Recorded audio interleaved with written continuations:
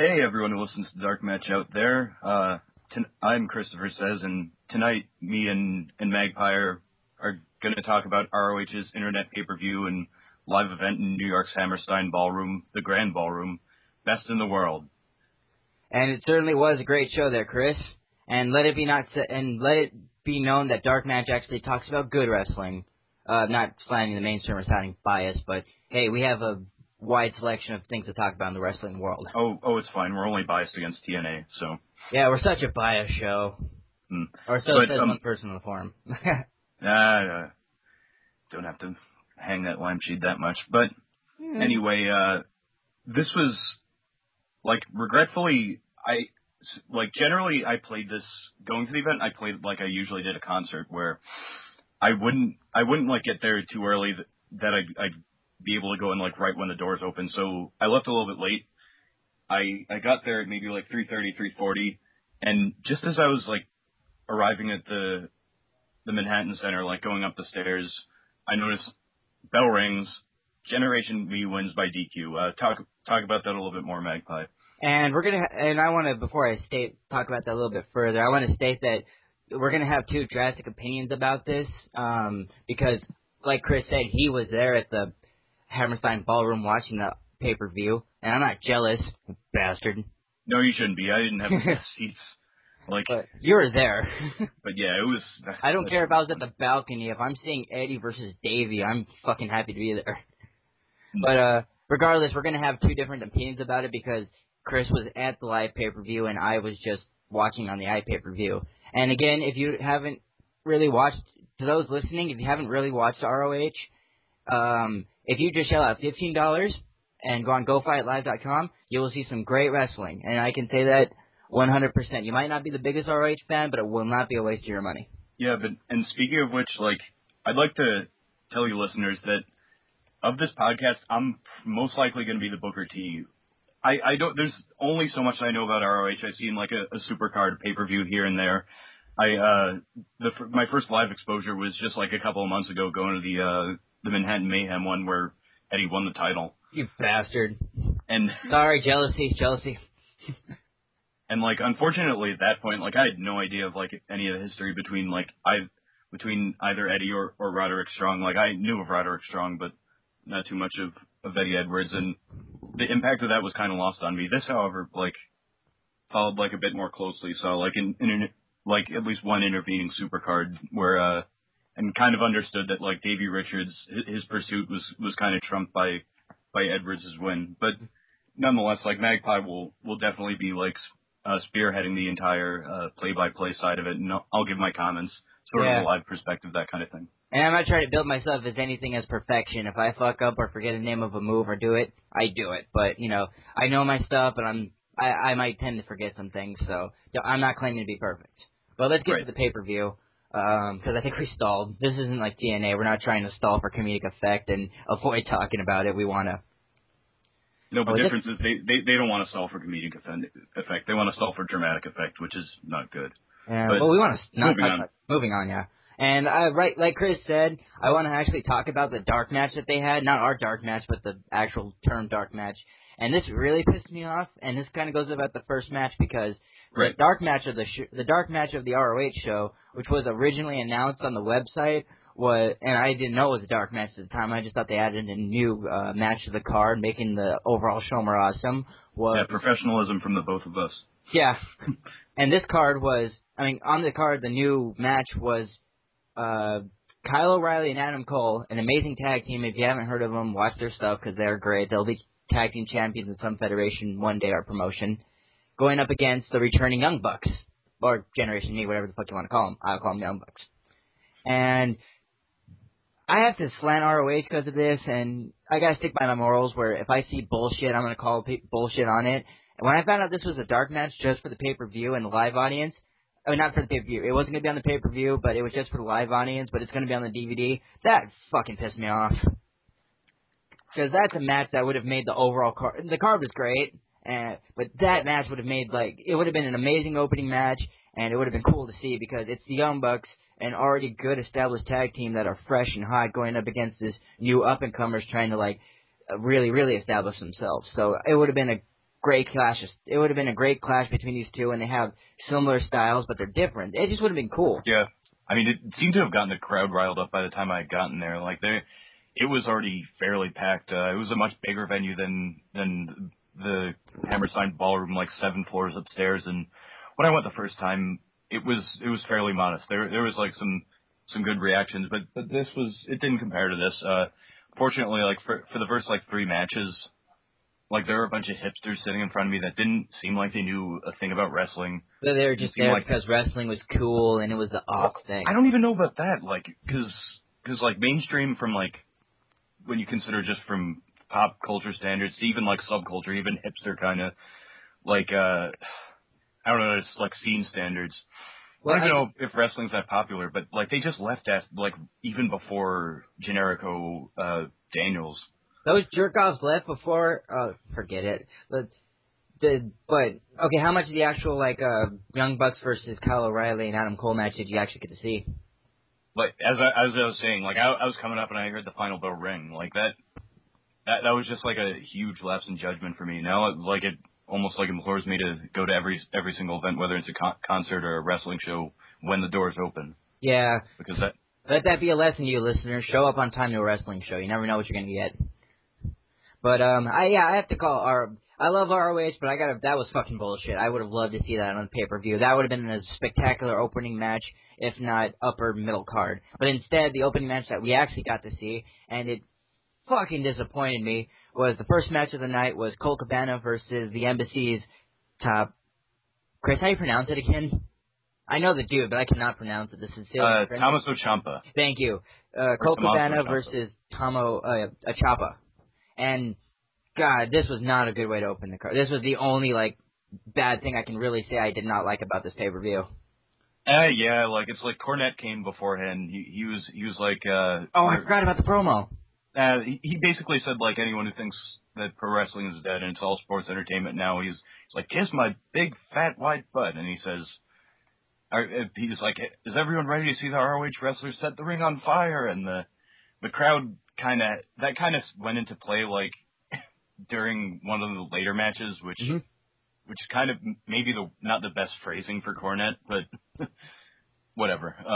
But it's one of those things where Cornette is a guy who knows how to talk to the audience. Yeah, he's a hype man. He will get an audience hyped, and you're really hyped, and that promo hyped me up because I thought I was going to see, like, something really awesome, and I expected really a lot better from this match because I don't hate that. That guy from the Embassy gets a lot of flack, but I think he was really good from what I saw of him because I thought he did a okay job at the night. I believe he performed at 9th anniversary. I don't remember who his opponent was exactly, but Honor takes center stage. He had a great match in the 4-way and had a singles match with Homicide that was pretty good. So I thought this was going to be the match.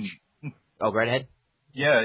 Like I kind of know what you mean. Like I wonder if then like after like Elgin's match following this, I wonder if they're not going to on the Embassy side of things focus more on Elgin after him, unless he Ciampa does a better performance in the next match. Ciampa needs to just, like, at this next pay-per-view shot, that's when you really need to bring, because this match was just... I love Colt Cabana, but even he couldn't save this match. It was... Yeah, I mean, he could only do his, like, normal kind of comedies, but, like, the stuff where he kind of avoids, like, doing a Greco-Roman lock with you or stuff like that, like the butt, that kind of thing. And I got the feeling, watching that match, that he really didn't know how to work Colt's comedic style, because even, like, the most serious of wrestlers know how to work with that, and he didn't seem like to get it. Like, okay, we're doing a jokey spot. He's like, I don't get it. What's going on?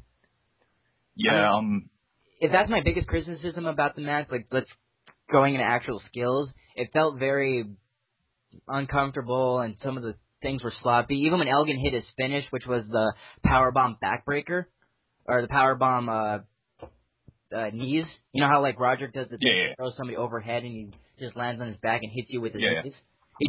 He does, to the viewers who don't know, he has a power bomb, but he throws the guy in the air just a little bit and then falls on his back, puts up his knees, and then hits it. When he hit that, dude, that seemed awkward, because when I watched it on TV, it just looked like he got the side of his left leg. Mm-hmm. And it was like, ugh. It was just, that's what I could say about this match. It was sloppy and awkward, and I expected a lot better. I thought this was going to be the match where Ciampa just, like, he steps up and he shows that he's really just striving to be there, and he didn't do it. I mean, For like a live experience for me, like I didn't think it was terrible. I just thought, yeah, there wasn't really much more to say about it than like Ciampa was put over. Cabana could have made him look a little bit better, but it's like he's a mainstay, so I guess by him like jobbing to this up and comer, the up and comer kind of gets a bit more recognition. Yeah. Throughout the early matches, there was someone who just kept cheering the heels. Who was that fucking guy? I heard him on pay-per-view. No, it was hilarious. It was just like, I mean, well then again, we were on the first balcony. He was like in the back, and like every time people would go, "Let's go Cabana," he would go, "Let's go Ciampa," or "Let's go Bennett," and he was just Michael Coling it. Yeah, he was trolling. It was a lot of fun. Yeah. So, Chris, you want to sum up some more live stuff, or can we move on to this? Because this match really was just one of those. Yeah, let's move on to Mike Bennett versus Jay Lethal. Now, I gotta say... Oh, I'm sorry, you wanted to go more? Nothing. Just Jay Lethal's now coming into, like, another kind of copy of Static X's Push It song, which it always worked for him. I guess there's a good reason why they came. Really? Static X? Static X does his theme? I did not know that. No. It's just he came into their song Push It, like... Oh. Throughout like his early time in ROH, and now he just comes into like copies of that in like in TNA and in here. I just never knew that was one of his themes.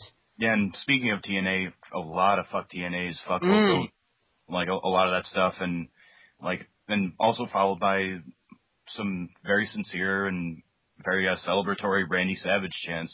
And this was one of the cool things I loved about watching this match was just the level of respect that was shown to Jay Lethal, because ROH is one of those places where you might not get paid just as good as being in the WWE, or TNA will fuck you over, but you can argue that maybe these guys get paid more because of this name or something like that. Like, you can make more of a monetary thing than you can in ROH. I don't know what ROH pays, but I think it's good enough. That's my prediction. But it's one of those places that's very fulfilling because you get to see the fans really appreciate what you're going to do every night, and they like you. And a lot of those fans, like myself, like followed, say from around the 2006 time to when, 2005, I forgot when Jay Lethal really premiered or started to break out from he broke out in ROH and then he came to TNA. But the ROH fan base, or just any independent fan, really just follow these guys. So you feel that amount of respect among you, because it's like, I followed you, I've seen you grow, and it's good to see you here, because it's like, we want to treat you with respect, and we want to show that there's fans out there who really like you, because you got a raw deal in this place, but over here we like you. Yeah, it's just like, I hate to say it, like, because this is going to mostly be a positive review, but you know about Jay Lethal's involvement with that new, like, all wheels wrestling or something? I don't even want to fucking talk about that. Okay, let's talk about I don't want to now. talk about I want to talk about wrestling. It's very much, like... I don't mean to sound disrespectful, it's just, that will just send me into another dimension of pissed off if I talk about that. Yeah, let's just... But, on to the match itself, sorry, Chris, if I'm overstopping you. No, believe me, it's just that, Jay Lethal definitely has respect from the fans in ROH, and he sends it back. Like after he went over, after he won the match, he kind of pounded the ROH mat to the beat of his tune, like initiated an ROH chant, like very much responded to the Randy Savage chants by doing some of his poses, and of course he won the match with a flying elbow. Like, and I gotta say, going into this match, I don't like Mike Bennett. I honestly don't. Mike Bennett is a competent wrestler where he can perform the spots and sell moves and this and that. But I just don't think he does. he does those things. It's just he doesn't do anything extraordinary to get the push or be called the Prodigy. Yeah. Because if you're named the Prodigy, you got to be fucking amazing. That's the definition of the word. You're a wrestling prodigy. You have to be amazing. It's like he does more of the things like, big boot, spread armed, heel taunt, like that kind of thing. It's not even that. It's kind of like if you took The Miz out of WWE and you took his charisma away too, and you put him in ROH. That's what Mike Bennett is to me. He's competent enough to do the moves, but he's not that special compared to, like, these guys on the roster. It's just like Mike Bennett for me. It's like you really want to push Mike Bennett when you were courting T.J. Perkins to join ROH, or you could have had this guy, or there's a lot of people who did better jobs. There's this one dude in Honor Takes Center Stage who was in the four-way with Homicide, Colt Cabana, Ciampa, and there's a dude who looked like Spanky whose name escapes me. Right, I actually saw that. The crowd was leading Spanky Chance, but it's a shame that we forgot who his name was. I forgot his name, but he looks like Spanky, and he's a good wrestler. But that guy, to me, the guy in the pink, whose name I don't remember, he should get like a push because I liked his performance way better. But when I saw, getting back to my point though, is when I heard Mike Bennett versus I heard Jay Lethal's coming back first and foremost, and I'm like, oh fucking A, they're gonna get him probably with Homicide, or they're gonna have him at the match with, like, it would be cool with Homicide just to like give a nod back to that feud, because if you don't remember, Chris, back when Homicide was, when Jay Lethal was still in ROH before he left. Oh yeah, he was feuding with the Rottweilers quite a bit. Yeah, and that's when Homicide broke his neck by having Loki do the double stomp cop killer combination. So it would have been a cool nod. It would have been a cool nod to that, where it's just like, hey, we want to have two legends go up against each other, and we know they can have a good match because they had this chemistry. And like Jay Lethal versus Homicide, not even like for any kind of storyline, just because it's like, hey, we faced in the past, like you want to give the fans what we want and like kind of channel some of that. Totally. And but instead, when they announced the match, and I'm like, Mike Bennett, I'm like, fuck, Jay Lethal can do so much better. But watching the Colt Cabana match, I'm sorry to trample over you again, but watching the Colt Cabana match, I'm like, oh, god damn it, at least I thought Colt was going to do something good. He should have took Lethal on. But watching the match, it wasn't as bad as I thought it would. Mike Bennett did a competent job, but I still argue that he could have had a better opponent. But Lethal did show off and show that he can still go, and TNA passed up a good opportunity by letting him go. Because he was doing some great spots, like he did the Macho Man tribute, and then he did that Hurricane Rana spot where, God, let me look at my notes. Yeah, we're really prepared, audience. You still there, Chris?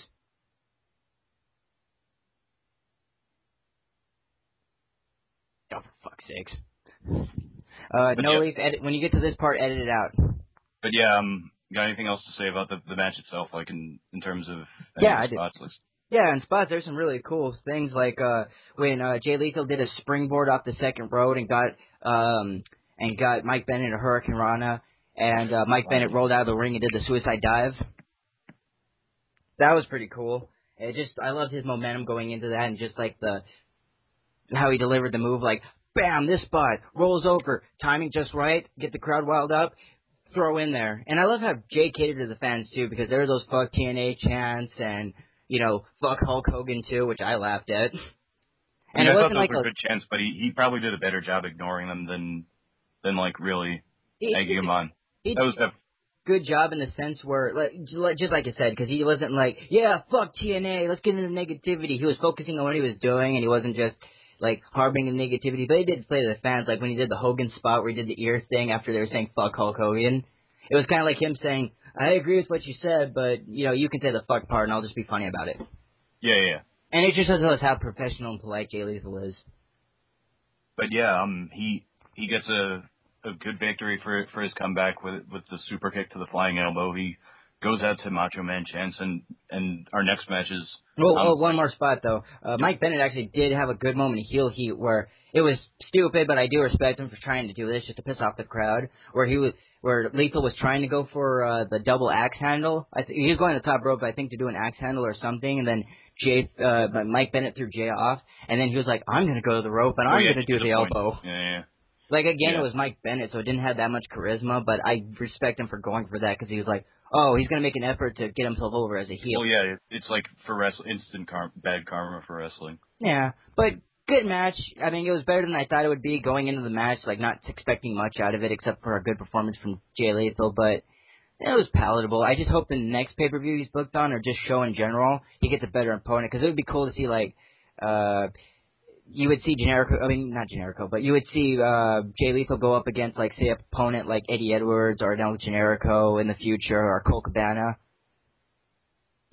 Yeah, I'd like to see that. But let's go on to the next match, or should I call it a Barrio Street Fight? I will say, if nothing else, like the pay-per-view, the event pretty much proved that ROH could set up a good card in like ascending order of quality, because matches are starting to get like much better and better by. Like, certainly after Colton, Ciampa, and Bennett and Lethal was all right to good. This one was... Yeah, the crowd was involved. I noticed watching the pay-per-view, the crowd was... They were glad to see Jay Lethal, but they weren't as in... Like, the Colt Cabana Ciampa match, no one said shit. It was like one of those rare chants like that. Well, there one was guy an in Art the of cult. Wrestling chant. There was? Yeah, there was an Art of Awesome. Wrestling chant. I certainly heard it. I didn't understand that one because I couldn't hear it, but they weren't as evolved as like the later matches. And this match, the street fight, that's when the crowd like woke the fuck up. But yeah, I mean, it's Homicide, of course. They're definitely gonna he's gonna get huge reactions, like if he's in any part of New York. So. Let's just bring it. Well, he gets a good reaction wherever he goes, but especially in New York because Homicide. If you don't know and live under a rock, Homicide is a proud New Yorker. From Bed-Stuy to our tie. But yeah, he started off by basically calling out Prince Nana and Rhino, and he says "fuck Michigan," which sure I don't quite remember if they did, but I'm sure the crowd followed, and they begin with a I think they brawl, did it like there was like a little. Because I watched it, I remember there was like a little "fuck Michigan," "fuck," but it didn't have much momentum as the "fuck TNA" chants. Yeah, not that many people got behind it. Cities are better than TNA. I guess a lot of Motor City Machine Gun fans in the audience. Yes, I typed in. Considering like how much older, I mean, Rhino was a young guy when he was like debuting in ECW, like around 99, 2000. He was like in his early 20s. So maybe I'm just underestimating how fairly young he is right now. He's probably like 33, 34.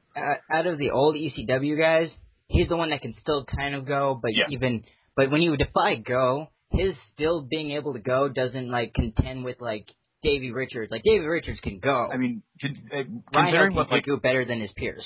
Yeah, considering like anyone that like originally went up in ECW and did all like the unnecessarily like hardcore shit.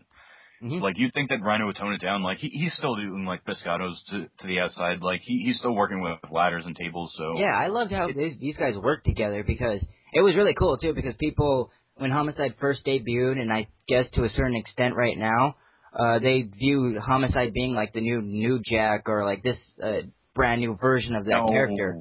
No, see, New Jack didn't do a single fucking move, so... No, that's what I mean, though. It's limiting. It's not paying attention. But what I mean is, like, yeah, to some extent I agree with it because he's a new extension of the hardcore thing, just being the outsider character. But the problem is people latch on to Homicide just being that, where they don't realize that Homicide is this great technical wrestler. That's quite foolish. But it's just cool seeing, like, a new style of what I was getting to was, it's cool seeing this new style of hardcore going up against a guy who was in the first revolution of the hardcore wrestling thing. So it was just two guys that can tell a hardcore... Because there's two types of hardcore matches. There's the hardcore matches where there's nothing really at stake, and they're just trying to kill each other for the sake of killing each other. And then there's the type of hardcore matches where guys are going to tell a story through the extremes. And usually in those matches, you see more like a Cactus Jack or a Necro Butcher, just guys who can tell the story that way. This was like definitely a different gradation. It was a little bit more like the first one in that they don't really have like any real bout, but they'll do very selective spots of like hardcore. Like of course Rhino going for a gore either through the ladder or through the table. Like just very selective with their weapons and how they'll use them. Yeah, there's good pacing in the match. Yeah. Remember when Rhino just fucking threw Homicide? Like, it seems like it looked like he grabbed him by the shirt and just picked him up and threw him into the guardrail. Like, he got a couple inches off the ground before he hit the guardrail. And Homicide and Rhino, they can still put on a brawl. And it was a very convincing brawl, and it got the audience into it because everyone's like, we want to see this come out, or you guys in the crowd well, take it away, you were in the crowd. But yeah, like I was like really high up. Were you talking about like when Rhino just like sent him to the floor and then did like a slingshot splash, or was it? Well, not even. Or was it later on? Maybe that spot, but I'm just talking about the crowd involvement at this point because the crowd was really behind this match. That's when things really started to pick up. It was actually kind of split. Like I mentioned, the guy sitting behind me who was just kind of just healing out, like trolling, and he was definitely like cheering Rhino. He was pulling it. But there are a lot of people who wanted to see the gore, and fuck, I did too. Like who doesn't? It's a great spot. So like it was split, but yeah, the people were definitely behind Homicide for the most part. Wasn't it awesome though when Homicide did his first suicide dive and he did it to no avail? Like it wasn't a failure, but the next time he did it, Rhino caught him in midair, and then Oklahoma slammed him into the guardrail. Oh yeah. That was fucking sick. That one from where I was pretty much like everyone just like stood up. Yeah, because it looked like the way Homicide does the suicide dives when he goes through the rope and does the flip, it hits you with the full force of his momentum when he's running, and then also he does the flip into it, so you expect the guy just to be caught off guard. But Rhino was just like, he timed that just right and caught him mid-air and didn't even really stumble, sat still, and then Oklahoma slammed the shit out of him, and that was a cool spot. And yeah, and they could both make like pretty textbook things look good. It's like anytime you use a ladder, like Rhino just hip tosses Homicide onto the ladder, and it. Oh, that was ow. Good. Like again, there's ladder spots to me are kind of, I don't want to say dead because I enjoy a good ladder match, and when something hurts, it hurts. But for me, it's hard to irk me in the ladder match after seeing the Kevin Steen and El Generico versus the Briscoe brothers in Ladder War. Like seeing some of those dives, I'm like, oh shit, nothing beats this.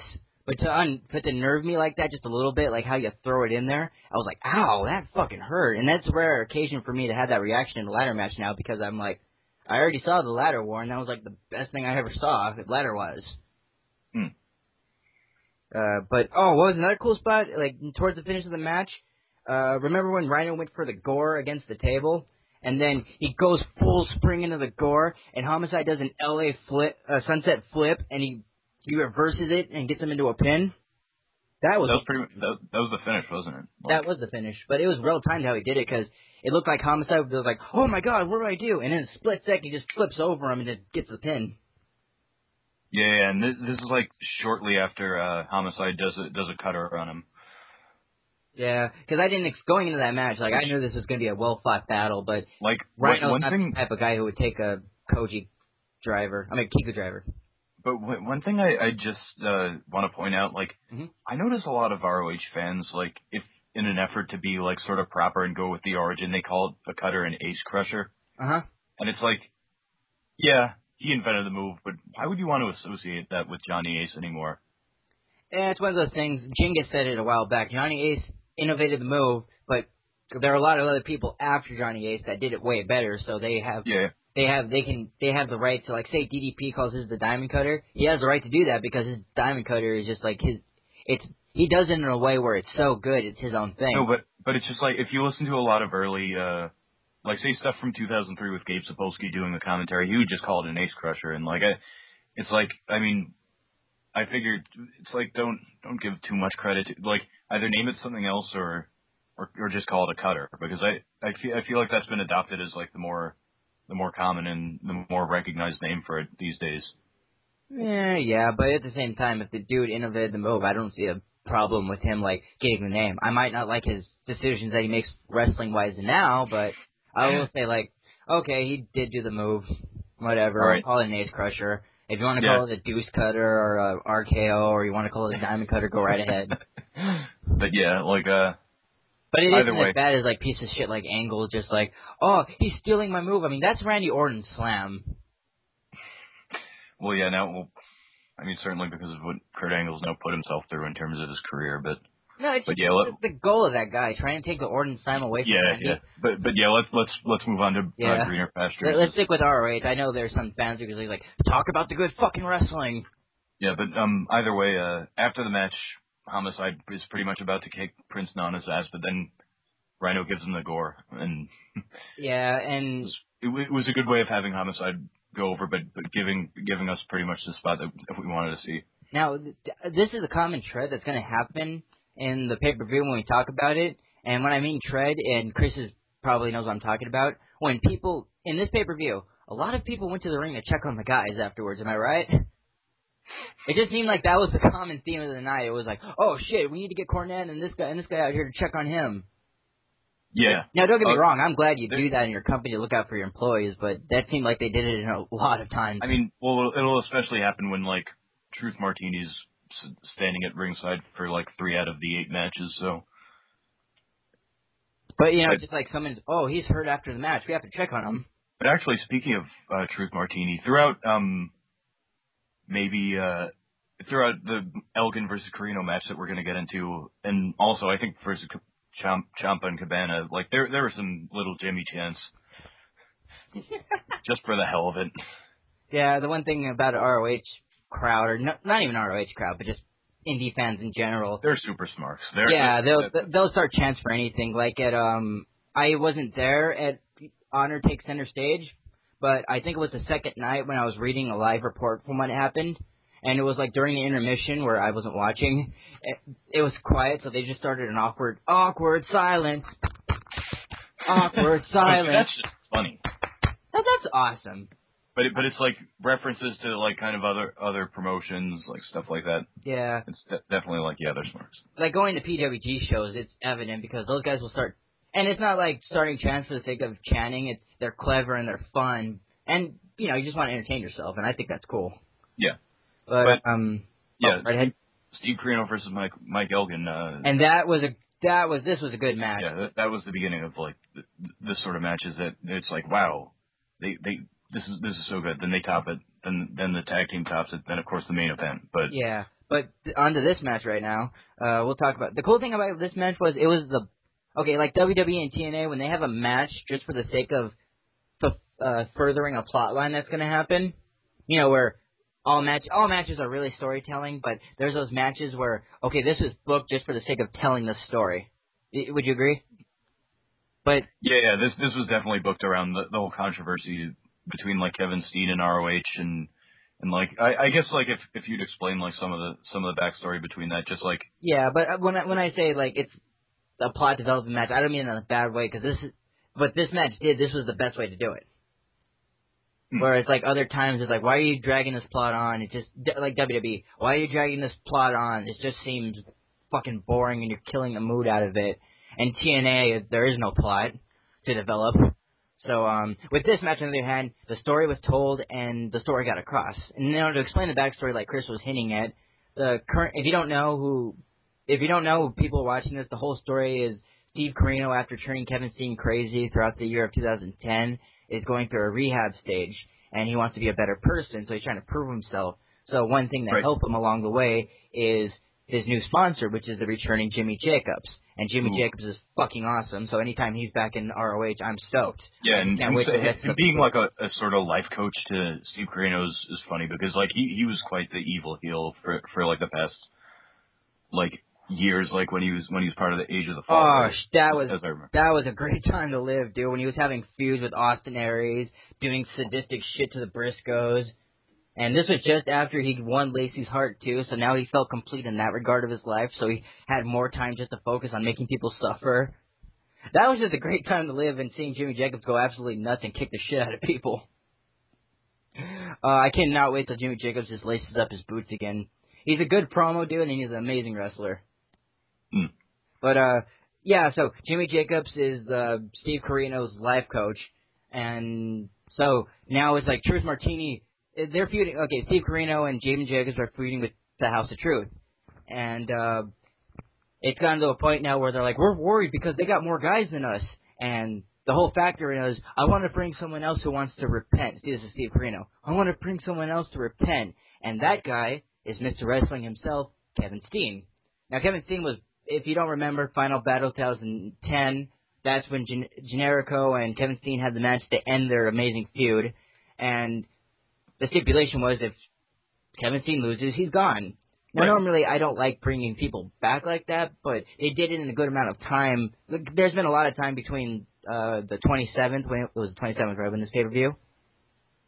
Mm-hmm. Okay, it was the 27th of June, and Kevin Steen was like, the last time you saw him was in December, so it was a good amount of time to be like, okay, we can bring him back because we made it stick. So that was the factor in it, and the management are like, no, we don't want to bring Kevin Steen back. This guy's fucking nuts. I don't care if he's watching your back. Yeah, you have a legit claim to be outnumbered, but this guy's fucking nuts. I mean, did you see what happened last year? It was the feud of the year. You were there. He's crazy. So that was the whole plot of the match, where it's like, is Kevin Steen going to help him? Is he on our side? Will ROH let him back in? Is he here permanently? And as soon as, let's get into the match first, because we have to talk about the promo. So, Chris, take it away. But yeah, basically, Corino grabs the mic and he says, "Hey everyone, my name is Steve Corino," and he's like, I used to be quite evil, but like Jimmy Jacobs, as my life coach, has been helping me and been getting better. I've come here to repent, and like everyone is like pretty much like giving him like a good reaction, as they should. Like it's fucking Steve Corino. Yeah, that guy garnered a lot of respect. I mean, it seems like when I talk on when I do the TNA discussions or just wrestling in general, I don't like older guys in wrestling, and it is true, but I mean that to an extent where I don't like a promotion where it's just a bunch of older guys and they really don't want to put people over. It's just them, and they're in the main event, they're in the focus when they shouldn't be. But I don't mind the veterans there as long as he can either go or put someone over or do it in the focus, and that's or be a good focus, because there's only one veteran around, so you just focus on him, and it's kind of cool to see this guy here. Whereas it's distracting to have like a Sting or a Ric Flair and this guy and that guy, but you only have like one old guy, so it makes him the focal point. And Corino did all the three things I said. He's put people over. The guy can still go. Not as good as Jerry Lynn, but he can still go. And, you know, he's probably the oldest guy on the roster, I want to say, that is an active wrestler. And he puts people over, and he's the main focal point in terms of being a veteran. So that's why I like seeing Steve Corino there, as opposed to, like, I don't like seeing veterans here for this reason. So I have a reason that, just for the sake of them being there, yeah. Yeah. And like, so Corino continues with his promo. He says, we and Jacobs want to make a change, and along with us, there's someone else who wants, like, his own type of redemption. At that, like, the fans, like, now they're getting into full-on Mr. Wrestling chants, and he's like, I have to apologize to the officials and like your owners, but like everyone needs a second chance. And I gotta say, I'm sorry to interrupt you. I gotta say, going into this, obviously when they were like, we have a when I think it was one of the video wires, when they're like, we have a backup, don't worry about it. Like immediately your mind assumed like, oh, they're gonna bring back Kevin Steen. But then another part of me was like, wait, they could swerve us. Not in a bad way, but it could be like, we expect Steen, but it's this guy. No, they would. I was like, expecting ROH was working the fuck out of it. Like, it was like with all their disclaimers on the side saying like Steen will not be allowed. It's pretty obvious that he was going to have some involvement, since they're talking about him directly and not just like being cagey, not just implicitly referring to him. Well, but I just mean in terms of before, because when they first just announced him on the video wire, it was just, we have a friend. And you pick up on that, like, oh, he's talking about Steen, but is it going to be Steen? And then when they started, like, the open letter about Kevin Steen or this, that, it's like, oh, it's Steen for sure now. But there was that moment of suspense where you're like, it could be someone else. And I like when, okay, you can either take out a suspense in wrestling where you can keep prolonging it, and it's like, what's it going to be? And then there's that moment of like, you have to suspend your belief, like, it could not be this from what I'm usually used to, it could be something else. And I like when wrestling does that, because it's just a moment where you can suspend your belief and just be in wonderment rather than just like, I know what's going to fucking happen. But yeah, either way, like, as he announced Kevin Steen, like, I hear like a roar of cheering. So I stand up, like, I'm on the right first balcony, the first balcony up from the ring. I'm on the right side of it, and I look to my left, and there's this big guy, arms spread out, like spotlight on him, like in the middle of the middle balcony, and he just like kind of like makes his way all the way down to the ring before Cornette and a bunch of officials try to stop him, and he's like, the crowd mobbed him. Yeah, they definitely did. It was like Jesus returning to one of the cities back in Israel, and the people were like, "How's it going? Please, let me." It was like that in a sense. Yeah, or pretty much. Maybe that's hyperboling it. Okay, it was kind of like when Sandman showed up in ECW, but to a lesser effect. Yeah, I guess so. And he eventually he was like, okay, I'm going to stop trying. I'm going to leave. Of course, that's not the end we're going to see of him. Yeah, but the match starts. The match starts, and it was this match was, whereas Ciampa completely failed to like do his breakout match, Michael Elgin, on the other hand, he stepped up. And before, when I first saw Michael Elgin, I thought this is wasting my time. But Michael Elgin, through time and time again, he's really trying to prove himself, and he wants to be there, and he's showing effort, and he's doing things. I thought he did a really good job at Honor Takes Center Stage. Some of the stuff that was he on HDNet? I'm trying to remember, because there were some performances I saw where I was like, this guy's not that good. But when he showed up from like Honor Takes Center Stage, and I want to say 9th anniversary, although I'm not 100% 9th anniversary of him being there. I'll look it up after, but this is one of those mistakes. But Undertaker center stage, he did a good job, and he really stepped it up, because this match between these guys was stiff and hard-hitting. Well, it's like, I'll put it into perspective this way. Like, when I saw him on I believe it was the 19th of March, or the 20th of March, he was just a big guy. It's like, okay, yeah, Haas has a powerbomb. Oh, that's funny. He used to be in the Spirit Squad, stuff like that. But this is where he proved himself, especially Elgin was in the Spirit Squad? Yeah, Mikey. No fucking way. Mikey. So many people. I didn't even know this, but like, and I probably wouldn't have known it if not for everyone in the crowd and like 6 floors up in the Hammerstein ballroom going, Mikey! Are you really? Everyone. I had no fucking clue that guy was in the Spirit Squad. No one was doing that, like, during this night. In fact, like, I think I was the only one who was trying to do it, and like, no one really... Oh my god, I honestly, because the Spirit Squad was one of those career-killing gimmicks, and the only guy I knew who survived that career-killing gimmick was Dolph. I didn't know there was another guy that bounced back successfully someplace else. And Elgin, I remember the Spirit Squad were in shape, but they were still skinny, at least to me. In shape skinny, I mean. But Elgin now is like, that guy's built like a tank. Oh, my mistake. I actually think I may have gotten some misinformation. This Mike Mondo is not Mike Elgin from what it looks like, and either the crowd was wrong when I first saw, like, apparently Mike Brendy in that last show. I thought it was Mike Elgin, and how dare you kill our credibility, Chris? Yeah, that's another edit. But damn it, we're gonna get so much hate mail for this. It's all your fault. Yeah, just direct it towards me, because Magpie is pretty much a... No, I think I fucked up too, because I looked down at my notes and I think, oh wait, it was Carino that tried to do a suicide dive in this spot, and then Michael Elgin held him and then slammed him.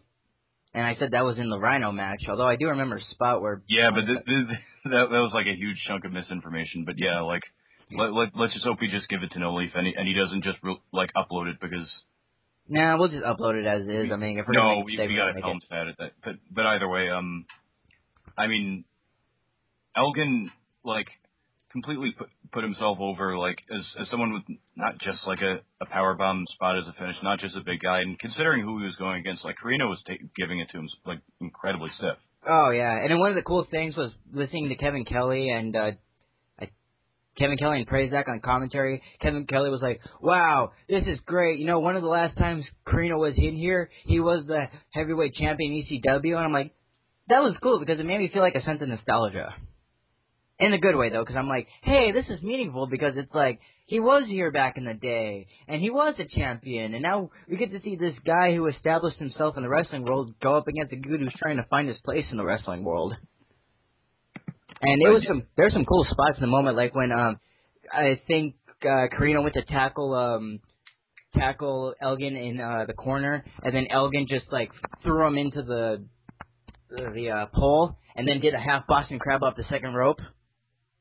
I mean, not a half Boston Crab, but a full Boston Crab off the second rope.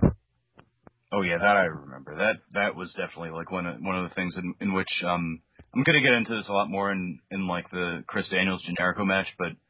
Like, Elgin basically, it was a good thing of the big heel not doing much, thinking that he could just rely on his size alone in the beginning. But then once he realizes, like, there's a threat, he's wrestling, like, he starts to bust out, like, the much bigger stuff. Yeah, you could tell, like, I don't know if it's psychology, that's the right word, you know, the way you're telling the story, but you can tell there was a psychology? Okay. You could tell, like, what you just said is, like, I can't just push him around with my strength. I have to think the strategy, and that's what you got in the vibe of this. Because that's why you see Elgin doing, like, okay, I have to do a half Boston Crab off a 5 count, and this is just going to weaken the dude and wear him out. And I have to think strategically, because I can't just beat the shit out of him, because he's almost as strong as me, and if he's not as muscular, he can at least put the fight in me. Or give me a fight. It's like the Boston Crab may have been, like, the start of that like, greater offense, because... he was still showboating beforehand. One of the spots in particular was, like, he went for Kevin Steen's finish, like, a package pile driver, but Carino basically reversed it into, like, a Japanese-looking backdrop. Oh, like, that really, like, brutal. Yeah. Granted, I'm pretty sure Michael Elgin's a tough guy, but That's the one part about wrestling where you can suspend your belief and be like, ow! Oh my god, how is he gonna get, oh god, that looked like it hurt. Yeah. And sometimes, and most of the time those moves are, and most of the time it is like that. Why am I stammering? I feel like Shia LaBeouf. Don't compare yourself to that. Yeah, that's just... Yeah, don't be hard on yourself. That's just really bad self-esteem. Let's talk about the match. Let's talk about the match. And, so we go to the finish, and... Chris, what was the finish again? I know Elgin came on top. 3 power bombs. 3 power bombs? He pretty much, oh no, excuse me. Elgin basically hits like a TKO and then knees him like right after. He basically, he power bombs him for a 2 count.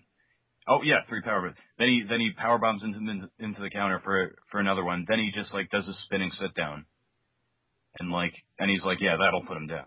It was definitely almost the tables have turned from like the previous years, because like certainly when Carino was beginning, like around 2000, 2001, he was just starting to get his credibility in ECW, but most of that was because he was getting the shit kicked out of him by people like Dusty Rhodes and Jerry Lynn. Now it's the opposite. He's pretty much kicking Elgin's ass, like not to the same level, but nonetheless, Elgin's coming out on top and just like... I gotta say, match though, for a while, that's the best I've seen Kevin Steen in the ring. I mean, not Kevin Steen. God damn it, I'm sorry. Steve Corino. Again, like I said, like I from a lot of matches I've seen him, he's usually taking much of the offense. Like he's blades a shitload if you look at his forehead. Yeah. And if you look at the match, he sells the moves and he does the brawl good. But you know, this is the best I've seen him in an offensive role, like Chris said, like doing the moves and just like taking it to the other guy.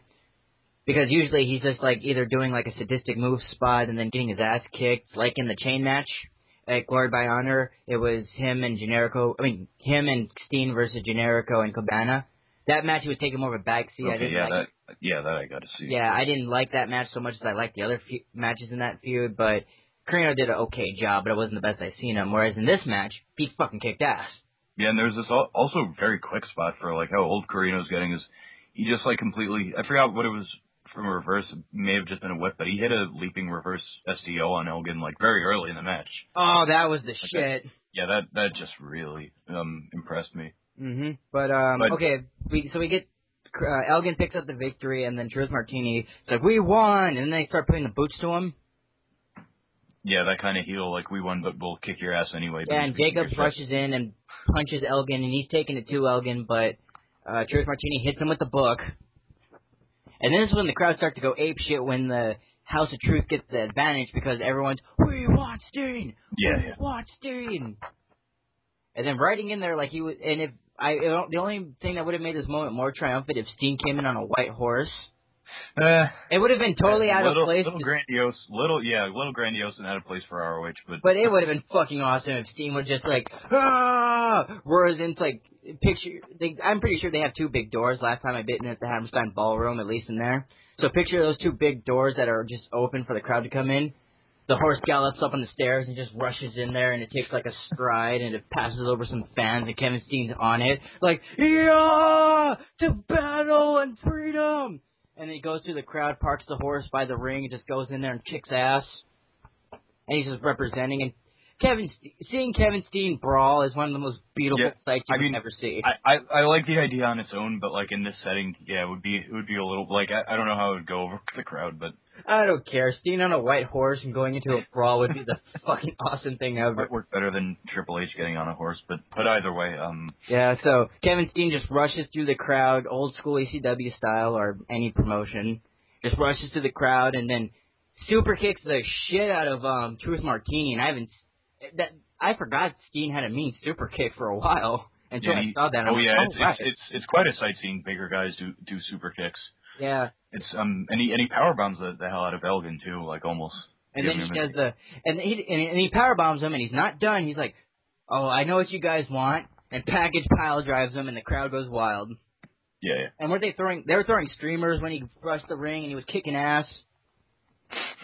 I always love it when fans throw streamers during a brawl. Oh yeah, I'll tell you about that before the title match, but there's something kind of funny. Oh, okay. About that. But basically, at this point, like Cornette and all these officials are trying to get him away. They don't want him. They don't want to entertain him. They don't want to put him over. But like the crowd's chanting like, "Let him talk." And Steen like takes the mic, and he's like, "This won't take long." He's like, "Thanks for holding yourself back." And he's like, "I'm sorry for everything. Want to thank Kerry Silk and Jim Cornette, all the new owners, and thanks for giving me the chance." And he says, "My name is Kevin Steen, and fuck Ring of Honor." Oh, that was cool. Completely kicks Carino and hits him with the package pile driver. Yeah, that was cool because I thought they really were going to go on board with him doing the chains thing, but I'm so happy that they're keeping Steen being a crazy bastard. Yeah, he definitely.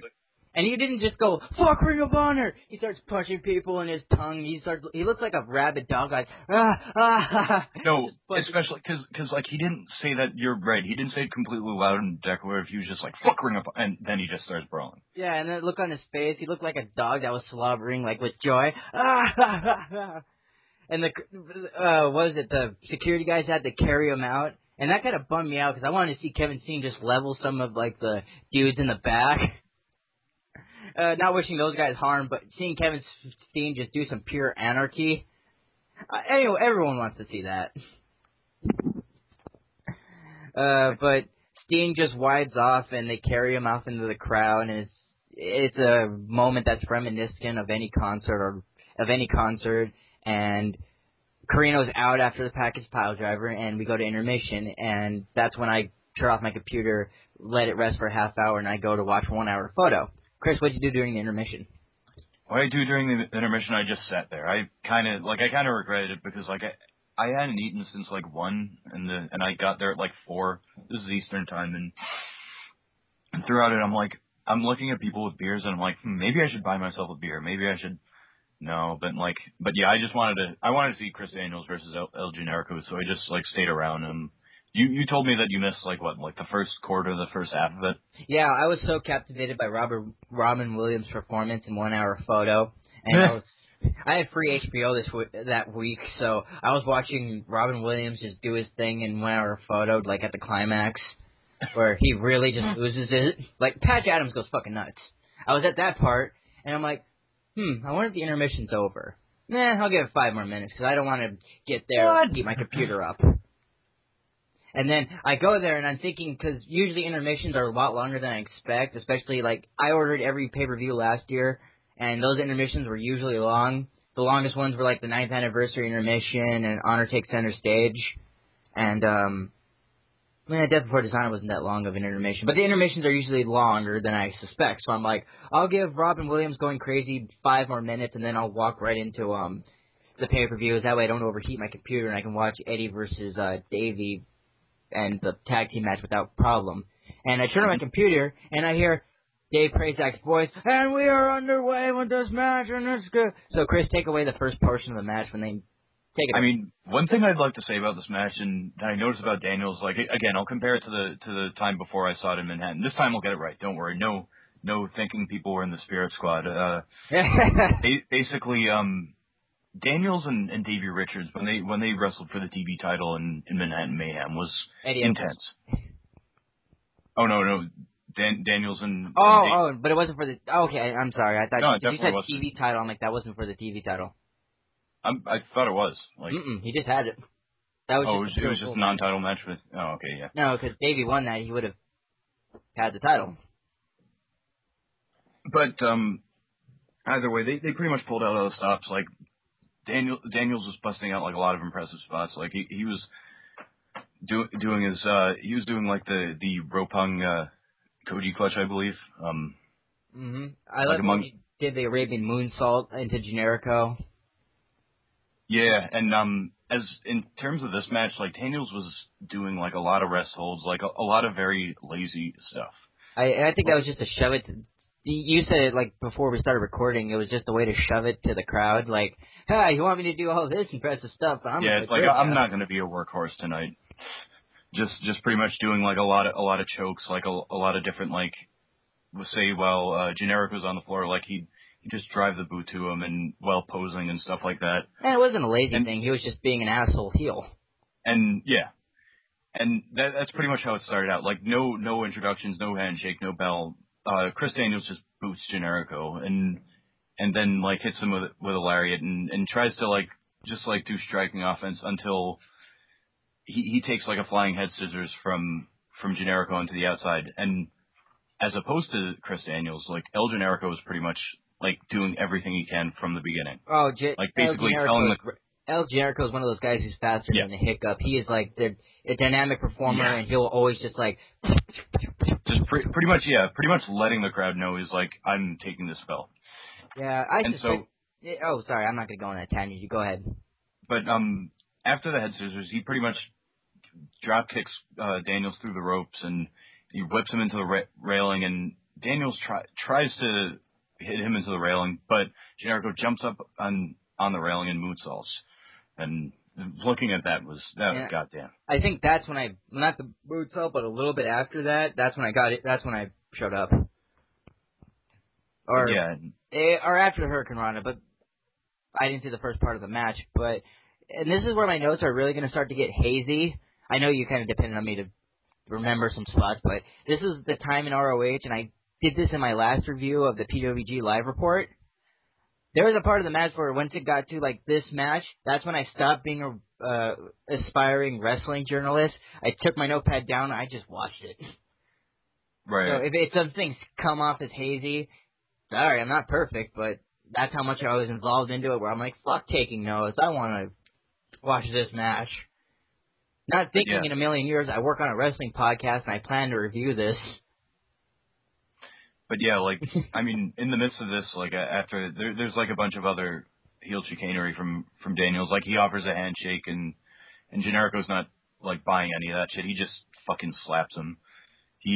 No bueno.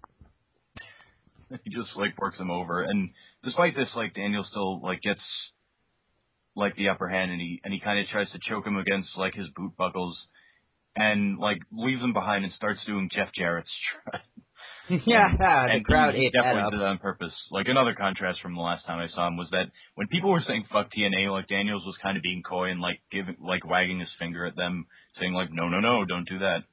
But, like, now he's just saying, like, come on, say fuck TNA. I'm involved with them. I'm leaving this company to work with them. God only knows why. I'll get to that. Okay, I'm going to have some rage coming up, people. Not planned rage, but I'll be a little adamant about that, so just be prepared. We're just going to get to the match first, and then I'll do a rant about that. But I'm just letting you know, Chris, and to the audience, it's coming. The fuck yous are coming, to quote Cornette. But yeah, definitely, and, like, in the midst of it, like, Daniels, like, progressing, like, a bunch of other stuff goes on. Daniels then locks in a Cobra Clutch, and I love that move. And he then does an Arabian Press, like, almost indicating that he's going to start, like, working a little bit harder to defend his belt. Yeah, and that's the one, and that was a good thing that he tried to, like, in the psychology of the match, where there was one thing he did where he was doing the simpler spots just to be like, I'm not going to do the workhorse thing, fuck that, I'm just going to, like, breeze through this, forget you guys and his character, and then this proved, like, in the match where he's like, okay, I actually have to, he thought he can get by just by doing this and beat Generico. And then there's a point where Generico was just like, no, I'm El Generico. I will take you to the limit. And Chris is like, okay, I got to just bring it more like I usually am because this guy's starting to get irritated. But he tried to play it as, I'm going to win this easy. But either way, like, Daniels does an Arabian Press, and he begins chopping Generico. But then Generico comes back, and he sends him to the outside, and he does, like, a nice, like, flipping dive. Oh, I love when he does that dive where he's just like, oh, and then just backflips over, like, right onto the dude. Yep, and he brings him back into the ring immediately. He does another flying press, and then does a Blue Thunder driver, and like he's taking it to him. Then Daniels, like, he reverses one move into an STO, and puts him in a submission. Like, Generico is doing all he can to fight out of it. Yeah, and one thing he eventually gets his foot on the rope. And another thing I like about the match where there was just like, it was a title defense. It felt like a title defense. It felt like that belt was important and what was at stake was important. That's what I love about a good title match, where when you're the champion, you're tough. And you have a reason why you have this belt, and every time you defend it, you show the reason why you're the champion and you deserve to have this belt and this position of prominence. And if you're the challenger, you're going to look at the champion and be like, I'm going to do everything I can to get that belt. And you take this guy to the limit, and you just give him all your best 100% effort, and you try to, like, I'm going to get that title. I want that fucking belt. And the champion's like, no, I'm keeping it. So it kind of puts that sense where it's just like this thing's important to fight for. And if the champion overcomes it, he proves why he's the champion. And if the challenger wins, he proves that he's the best. But either way, the guys get over because they prove, like, I'm a strong challenger. I deserve to go for the belt, and I'm a strong champion. And this match definitely had that feeling, even if it was for a lower mid-card belt. But, yeah. Do you agree? Or... Certainly. Add to that. I don't want to get on a soapbox. I want to include my friend too. No, don't worry. Like pretty much like stuff that buys into what we've addressed earlier. But nonetheless, like at this point in the match, like El Generico is kind of like getting into the doldrums. Like Daniels is starting to reverse stuff. Like he tries to do the Angel's Wings, but Generico like gets out of that, and then he ends up doing the last rites. And at this point, it's like, okay, he's done. Generico gets out of too. Yeah. If they weren't trying to put over that Generico's doing everything he can, now they're putting over that Generico can also stand up to his offense. Yeah, it's cool. That's what I like about El Generico. He doesn't look like a guy who's gonna take you to the limit, but he always does, and he's just like a glutton for punishment. And it's like, yeah, and I definitely agree. Like, after kicking out of the last rites, that's when it's pretty much like, okay, Generico's now he's pretty much, he's gonna go even further by like doing stuff like a Yakuza kick, and yeah, and he does a Van Terminator, which and then to that regard, every time when El Generico got a lot of momentum and did a series of offense leading into a big move, like when he did that spinning he does that spinning power bomb, the spinning pin sit down power bomb. I don't know the official name for it, but was it the Blue Thunder where he kind of flips him to the side? Is it where it's a power bomb, but he kind of flips him to the side and then drops him? Yeah, I didn't know. Yeah, it's a Blue Thunder. But I like how he did that. Fire bomb. I like how he did. Thanks for correcting me on that, by the way. I like how he did that move, and then because that's one of Generico's bigger moves. I mean, it's not as big as the Brain Buster, but it's one of those. Oh, cool! Generico could win a match with that. So you're expecting, like, with the momentum, he's like, oh, he's gonna get it, 1, 2, and Daniel's just like, nope. So I like how Daniels in that same regard was like, nope, I can put up with your punishment too. But yeah, I was really surprised to see him do the Van Terminator. Like, does he usually do that as a spot, like the corner to corner kind of drop kick? Generico's one of those guys who he does his usual spots, and he'll do a wide arrangement of moves. But that's not one of his usual things. But he'll bust out something. He just kind of pulls it out. Like, yeah, he's one of those guys who'll pull out like a spot like that out of nowhere, and it just fits because El Generico is one of the wrestlers I enjoy to watch like every time. I love going to PWG shows and seeing Generico. I love watching him do anything because he's just one of those wrestlers that can not only do his own spots and perform his moveset really well and make it convincing and showcase the other guy by looking strong by selling a move really good, but he'll pull things off the bat just to make it more of an entertaining match, or he'll do a Van Daminator, or he'll do like this move you haven't seen him do in a while. It's just really cool to see El Generico, and that's why I always admire about him as a performer. Yeah. He's like a wrestling fan who knows how to put on those moves proficiently. He knows what a wrestling fan wants to see, and he knows, like, oh, I'm going to pepper that in. Because definitely not even any, like, hint of a miscue with El Generico. Like, forget botches. Like, this guy just barely ever even makes it look sloppy. Like, all this stuff looks smooth, and El Generico, a lot of it's quite fast. I never really thought about that, but El Generico he's one of those wrestlers I've rarely seen botch. Like, I'm sure I've probably seen him botch, but it was... Those Canadians. Yeah. Canadian? What are you talking about? He's from Tijuana. Yeah. Oh, excuse me. Idiot. But don't call him Canadian. I mean, what's next? You're going to repair him a revolver, man? That's insulting.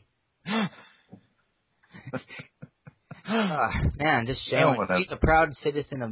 When I met him, he spoke to me in a rich Spanish language, and it was awesome. And he was nothing but... Sure he did. He was nothing but polite, and he called me an amigo.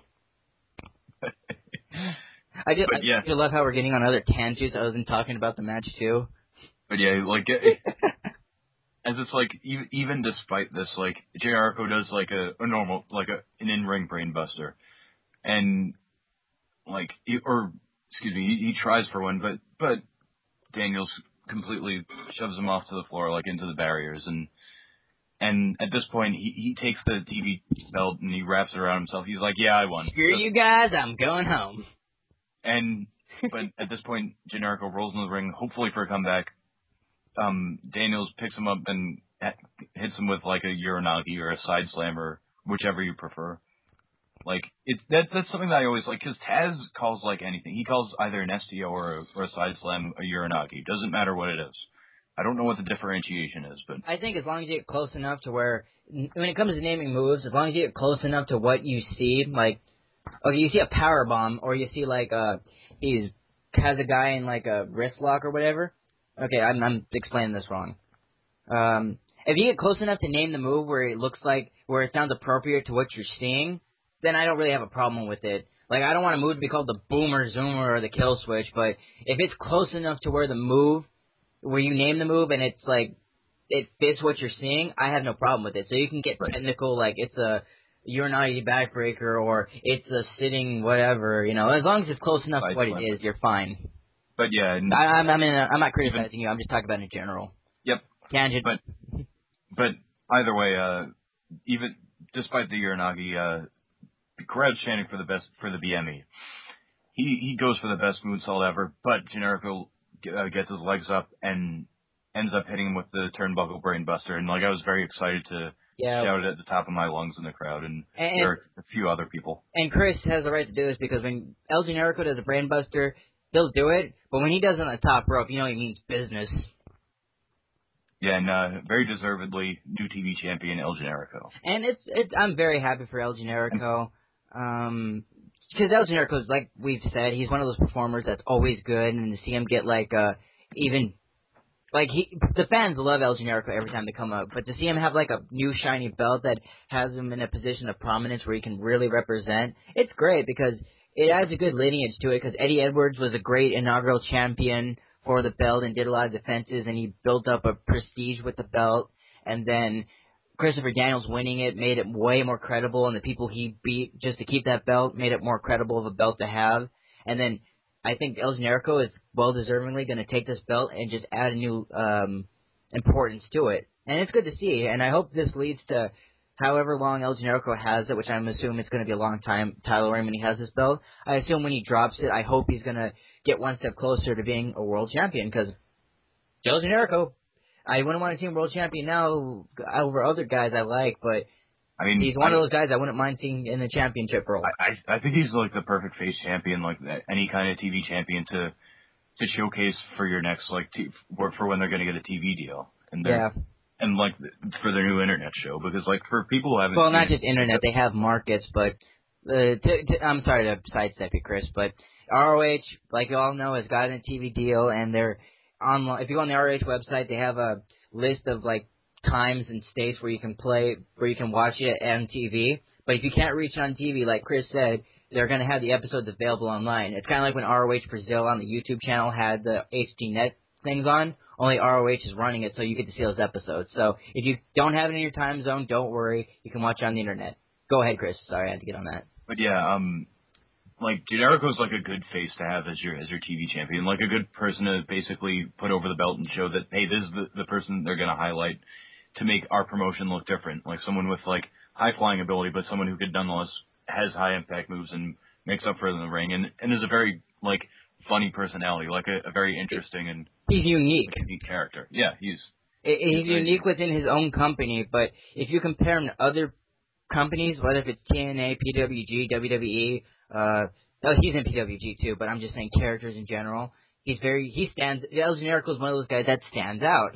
One thing's for sure, I'm glad he's not going to go to TNA like they're hinting, but nonetheless, despite like every other match, this didn't end with El Generico on the floor and officials helping him out, and like as you were saying before, it ended with the crowd chanting, "That was awesome." And yeah, well, deservingly. But to get to the fuck you, and this was totally unbeknownst to me, and I don't know if you knew about it, Chris, going into there, but since ROH got the new TV deal, and I think my theory came true about when ROH gets a TV deal and gets a chance to show off, TNA will start pissing their boots, and that's exactly what they did because they immediately took Daniels away from the roster, and that's exactly why you don't get to see him on TNA. I mean, you don't see him as a TV champion anymore. Yeah, I don't know how much they're paying him. I don't know what they promised him, but like he chose TNA over ROH. I don't even think it's a choice thing because, okay, honestly, like I'll give him more of like a leniency towards being in TNA because whereas TNA appalls me to the other end, like he has a family to feed, so I don't mind if he's moonlighting in TNA while he's making appearances off of this, that, and that. And he goes into ROH, and he puts those money together, and he uses it for his family. I'm cool with that, but I don't have faith in TNA paying you efficiently. I don't have the exact numbers, but it's safe for me to say these guys get paid a penny with all the evidence I've seen. And that's not just from third seat, that's just testimonies and everything. So I'm confident they pay him in pennies, and they're not paying him some more. Maybe a little bit more because he's an older guy, and he worked out some deal, but I don't think it was his choice to be like, oh, fuck ROH, I don't like what's going on here. I'm going to TNA, and I'm going to make a future for myself there, and I'm going to be the star that they didn't want me to be. Yeah, I think it's more of a situation of it being necessity-based. Like it was necessity-based because when ROH didn't have a TV deal anymore, and even then it was on HCNet, they didn't. Well, okay, they don't have a TV deal anymore, so ROH did not give a shit about. I mean, TNA didn't give a shit about him being in their company while being in ROH. And then now TNA has a TV deal and a better roster and a way to present that roster. TNA is like, oh shit, they're still not at. We're still a little bit more known than them, but we got to take them down a peg. We got to take Daniels out because he signed a contract with us, and we can literally do that because legally speaking, they can do it. You know, it's not out of their right to, you know what I'm saying? It's not out of their right to do it. They legally can do it, but it's still a fuck you in a way, you know? Yeah. But like, it's like, again, I still wouldn't begrudge like Daniels for the decision, but again, it's just unfortunate. It's unfortunate because my very much, as much as I like Eddie Edwards as a world champion, and I'll get more on that subject when, we get into the world title match. I like Eddie as a champion, but honestly, like, if you would have asked me, who was going to take the championship from Roderick Strong, I safely would have said, Daniels would have gotten the championship off of Roderick Strong, had a good 3-month reign, and then Davey Richards would have taken it. Now, would it have been executed well, or just executed as well as it did at the show? Probably not, but I honestly think that it was supposed to be Chris Daniels going over Roderick at the Honor Take Center stage, and they're going to give Roderick more title defenses, and then Daniels was going to get the second night he was going to get the championship, but when he signed at TNA, they had to make a rush decision and be like, okay, we can't give him the belt because he could dip at any time, and if we're still trying to get a TV deal, we can't put him in the belt. So, but we got to do a title change, so who has a story? We're going to give it to Eddie. He's a good worker, and then we can tie Davey in there. That's what I feel like happened. It's just one of those... They worked it out really well. They worked it out real well, but it's one of those things where I'm like, I strongly believe I could have saw Chris Daniels as a world champion, and it would have been fucking awesome. So it's one of... Maybe they didn't want to do like the CM Punk thing again and repeat themselves by making a... I don't blame ROH's decision on that. It's just one of those, fuck, I could have had this. Yeah. But, nonetheless, let's go on to the next like bombshell of a match, which was the Four Corners elimination tag match. A 40-minute elimination tag match that was spectacular. Yeah, and like everyone's like, from a psychology standpoint, everyone's role was completely cut out. Yeah. Like Haas and Benjamin, the tag champs, they're the type that like Generico in the last match, they'll do anything to defend their title, even though Generico was vying for it. But excuse me, the All Night Express were the up and comers who were trying to pull out every stop to completely like get the title and prove themselves. The Briscoes were like sort of the dark horse, the X Factor, the kind of people that they just that no one wanted in the match, but like they're gonna like make their mark anyway, and they have to prove themselves because. And going off on another tangent off that point, it's I don't know if you saw this, Chris, but a promo that they did before this pay-per-view, Best in the World. Day one promo? Yeah, that promo. If you haven't seen it, anyone who's listening to this review, go watch it. That promo was amazing. But it was one of those, everything Jay was saying was like, we've been here for day one. And it was story-wise. I know they're not actually pissed, but it was just compelling, and he brought up a lot of good points. Kings of Wrestling, they're on the hot spot right now, and they're the best, longest. Fuck that. You look at RO7 reign, look at them title defenses. They can't touch the Briscoe brothers. And you're like, you got the sense where they're like, okay, you can see their argument because they've been here since day one, and you know by reputation they whoop ass. And the prestige of the ROH belt was brought up even more for these guys' performance. So I know right now the Ring of Honor fan base, they respect the Briscoe brothers' work, but they want to see other people be the champions or do this and that or get other people featured. But it's like they have the gripe about, you know what, those belts wouldn't be prestigious if it wasn't for us. We had those belts 7 times. We took people to the limit. We made those belts what they are today, and I have to say, it's the truth.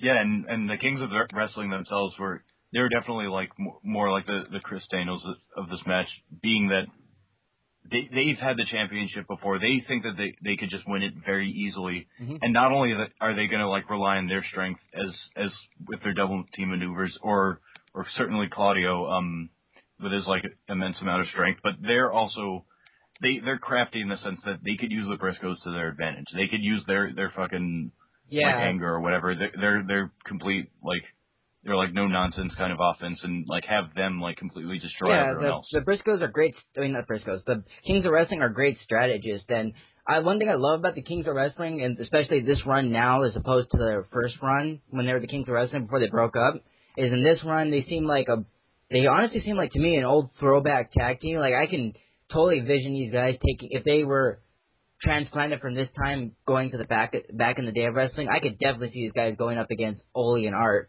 They just seem like a good throwback tag team, but they do enough new stuff right now where it's like, it's reminiscent of this time, but they're a hyper version of it, you know? That's what I always liked about the Kings of Wrestling. And then All Night Express they're going to be tag team champions soon. I always liked those. Those guys really stepped up from when I first saw them at Death Before Dishonor to now. And after the feud with the Briscoes where they're just getting in street fight after street fight, they're totally badass. I mean, the All Night Express were put over so immensely in this match. And right from the start, because it started out with Rhett Titus versus Charlie Haas, basically doing like wrestling grappling, hold for hold. Yeah, like the Greco-Roman amateur, not Greco-Roman, but just the amateur wrestling in the match. Just the amateur, like the stuff that Haas is so proficient at that, like when you see Titus able to stand up with him and like completely reverse his stuff and like give him some considerable offense, it's like, wow, these young guys, they have potential. They're the future, like that kind of thing. Now, granted, I like Red Titus, but Red Titus to me wouldn't be the guy where I'm like, oh, he's gonna really match and complement Charlie's style really well as Matt Wrestling. He'd be the guy who was like, oh, he's gonna do some cool moves, but I don't expect him to gel that well. But like just with the Matt Wrestling, holy shit, I didn't expect him to like do that well in that style because I never seen him perform that proficiently in there. So to me, being a guy who's seen this Red Titus before many times and seeing this new variation of him, it was like, hey, he got to display more in a meaningful way. He got to display more of what he can do, and it's exciting, and it just shows how good he is as a wrestler. But either way, that they go on like for a little while, and then eventually we have Kenny King and Shelton Benjamin going on, and oh yeah, you probably heard the chants, right? I heard that chant. It was fucking hilarious. That was racist, or this is racist. And you can see Charlie, like, he's playing the character. He's like, what are you guys talking about?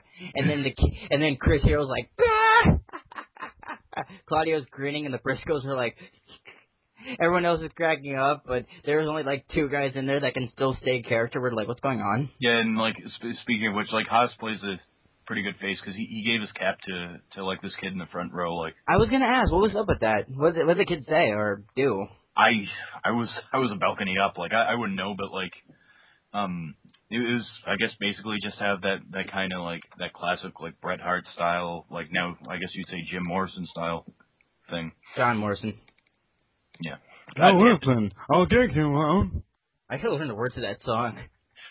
Now listen, I'll get you one. But back to the pay-per-view thing. But it was one of those cool moments, and what we're talking about is before the action really started, Haas went to what it looked like to me when I was watching the pay-per-view, it looked like the kid said something. At first, I thought Charlie Haas was pissed off because I didn't know it was a kid or I didn't know what was going on. I just saw Charlie as I heard someone yelling inaudibly, and Charlie looks over there, and then he steps off. I'm like, oh shit, Charlie's gonna kill somebody. And I've seen Charlie Haas in person. That guy's fucking huge. The TV doesn't do him justice. That guy is huge. That goes double for Shelton. And I see him go in there. I'm like, oh, somebody said something they shouldn't have said. He probably insulted his wife. Charlie's gonna kill this dude. And he picks up a little kid, Lion King status, and just picks him up, and he gets a good babyface crowd. I'm like, oh, cool, man. That was awesome. It's a good feel-good wrestling moment. Yep. But back to the action though. Oh, Kenny King and Shelton Benjamin are working together, and there's like a few teases tagging like the Briscoes, but at this point, the Kings of Wrestling kind of coming in like tear ass in their own way. Before that though, the offense. I'm sorry to side stop you, but that offense between Kenny and Shelton was so cool. When Shelton got when Kenny caught Shelton's leg, and then he did the dragon. Was it the dragon kick or the dragon whip where you throw Shelton's leg and he comes like a 360? Oh, the dragon screw? Yeah, he does the dragon screw, and then that was... Kenny just jumps out of the way completely, and Kenny does a spinning crescent kick, and Shelton just jucks that.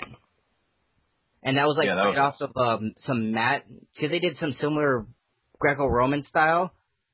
They did some not Greco-Roman, but they did some similar just like hold for hold thing, and then after the hold for hold thing stopped, they just broke out and doing these crazy spots and moves, and it was really awesome because it was just like you saw this cohesive unit, and then they broke up and then they just started doing like these offensive moves that just like watching Dragon Ball Z when they really like are into it.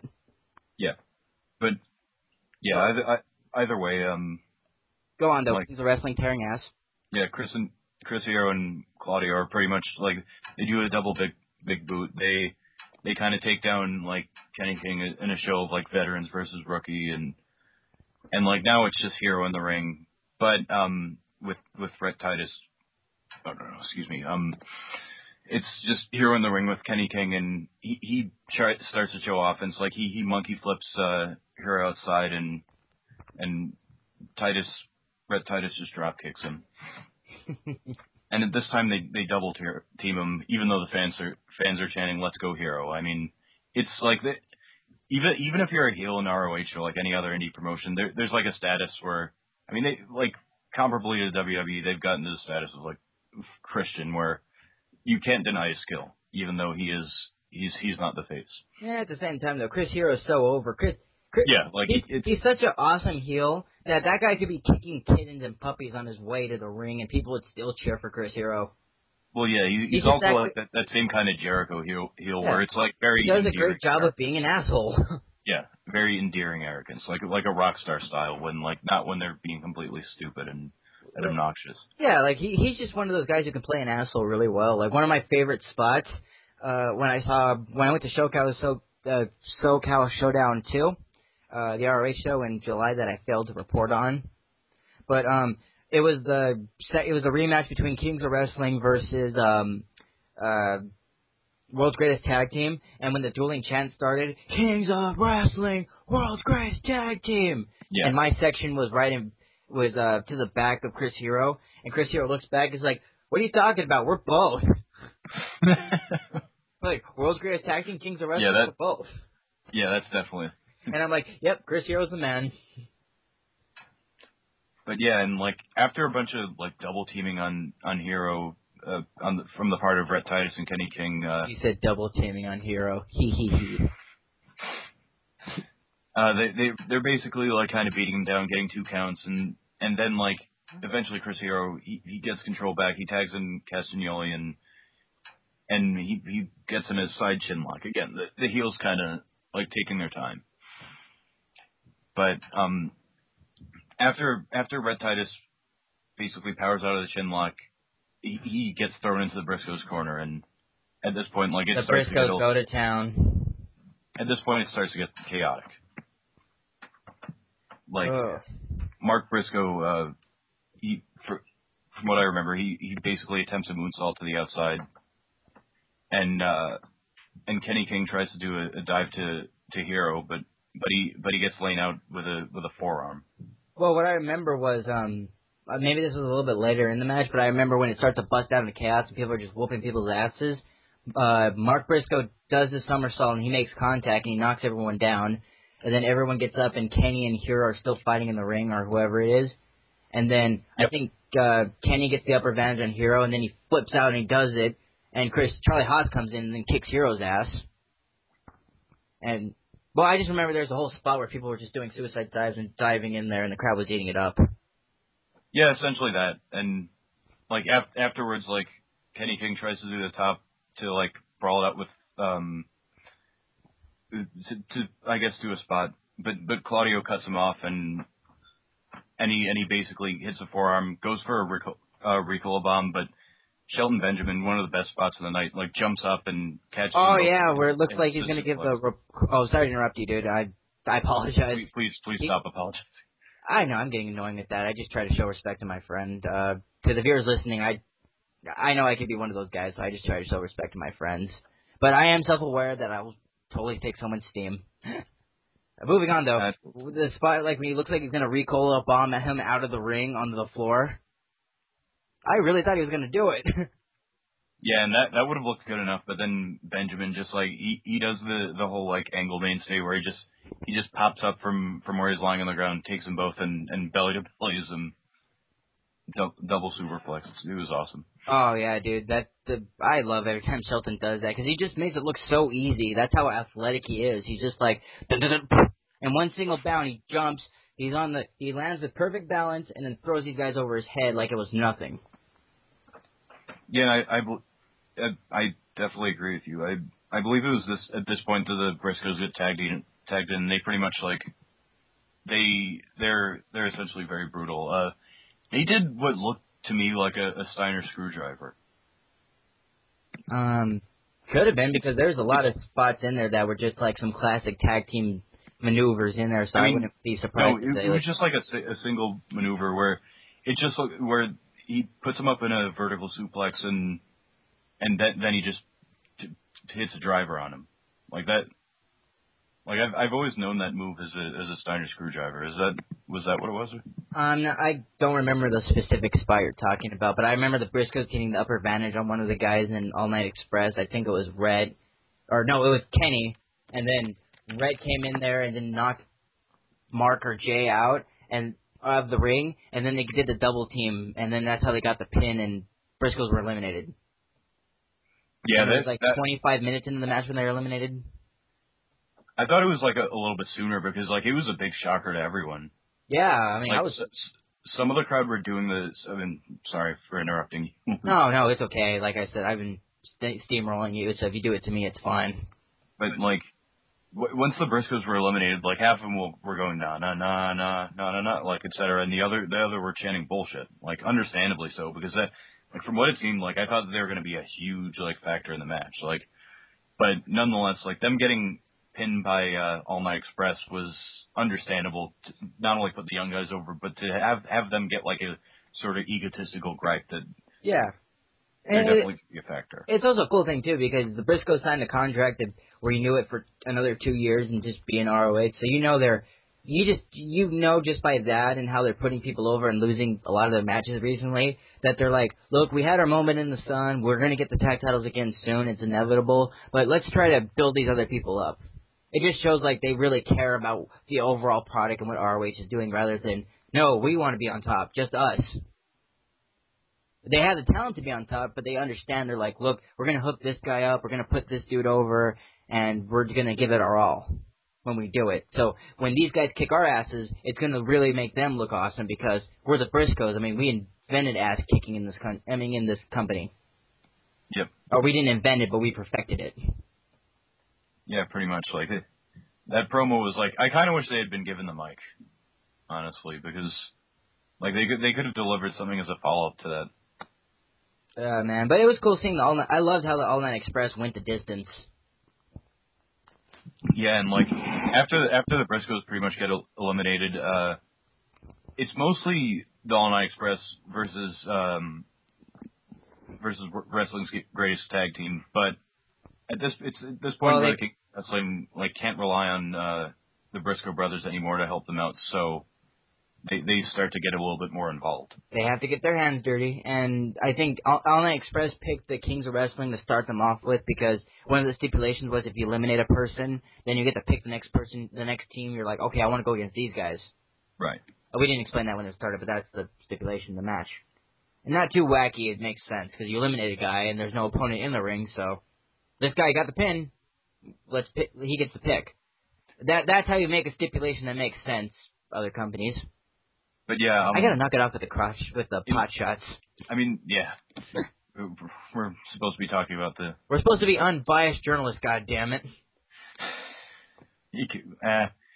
Well, no, not necessarily. We're not so much journalists as we are pundits, opinionated people. Like, it's... We're pundits?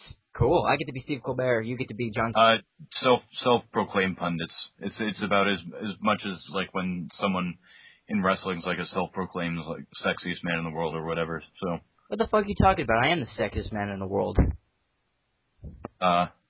You? Shut up. But wait a minute, you've never seen my face, you judgmental bastard. Anyway.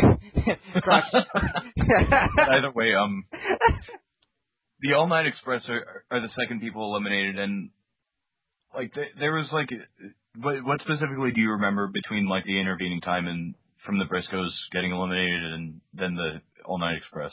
As far as memorable spots or just cool moments, I liked how all the times when the Kings, like, it started to pick up in the latter part of the match, but it boiled down to Kings and World's Greatest Tag Team. But in this spot, there's some pretty cool things because you got to see Chris and Claudio really just do the tag team moves against, like, the All Night Express, and you got to see the All Night Express really just take it. Like, hey, Kings, we still haven't forgotten you guys were dicks to us, so, and then the Kings of Wrestling are like, what are you talking about? We're perfection, and then kicking ass on that side, so there's better spots I remember more in the later part of the match, but this was pretty cool. I did what was it, the loaded elbow? I did like how they factored in the loaded elbow on this one. Oh yeah, that's pretty much how the A&E got eliminated. It's just like, basically, Hero hit him with the loaded elbow pad. I love that thing. But nonetheless, there was like a kind of piece of miscellany that in the midst of it, like someone threw in a streamer, just like one single streamer, and from the balcony, and like all the crowd were chanting like, "What a dick." Is that what they were chanting? Because there was a chant in there I did not understand. I'm like, what? What are they chanting? I just remember I was going to ask you about that, and that just came to me. But nonetheless, yeah, it's pretty much like I said, it's going to factor into the next match, like regarding the streamers. But after the All Night Express is eliminated, it's not like Haas pretty much like takes it to Chris Hero, and he nails like a German suplex on him. They beat the shit out of each other. Yeah. Like at first, I honestly wanted to see All Night Express. I wanted to boil down to All Night Express versus World's Greatest Tag Team, but you know, and then when the All Night Express got eliminated, I was like, Kings. It's gonna boil down to Kings and World's Greatest Tag Team again. Don't get me wrong; these guys have great chemistry with each other, but I thought it was gonna be something different. And to these guys' credit, it was different from when the other times I saw them. Yeah, definitely. Like among the spots, like Shelton Benjamin was going to get double suplexed by Hero and Castagnoli, but he turns that into a DDT on the both of them. Haas ends up hitting Orton Slam, and of course Claudio's no-handed airplane spin. Oh God, that was the best I've seen it in a while. I saw him do that to. At least I think I. Yeah, I saw him do it to Joey Ryan, and that was cool, but the way he did it to Charlie, that was fucking awesome. He got some hair. The crowd goes absolutely nuts for that too. Like for such an old school spot. Like it's kind of a spectacle. Like I'm glad it's not busted out as much as it used to be. But like when the crowd sees something in a match full of like springboard moonsaults or stuff like that, they just go fucking nuts. They went completely crazy like when they saw it tonight, and I wonder if Danielson's ever going to do it in WWE, because like I think he's done it once. I think I've seen him do it once as Daniel Bryan, but I don't know, because WWE is one of those let's kill your individuality and what makes you special as a wrestler. Whereas Ring of Honor or the Indie Feds, no, do it. Airplane spin card ahead. I mean, personally, I think like he hits like usually some of the same spots in SmackDown, changes it up like every week, but I think he basically his ethic is that I'm gonna bust out all the crazy shit during the pay-per-views. But anyway. Yeah, that's always a cool regard. I'm just saying it's least likely for it to happen in WWE. But getting back to the match though, and he doesn't just stop with the the UFO spin, because he does the UFO spin, and Charlie just he doesn't hit the ground so much as he bounces off of it and then hits it again.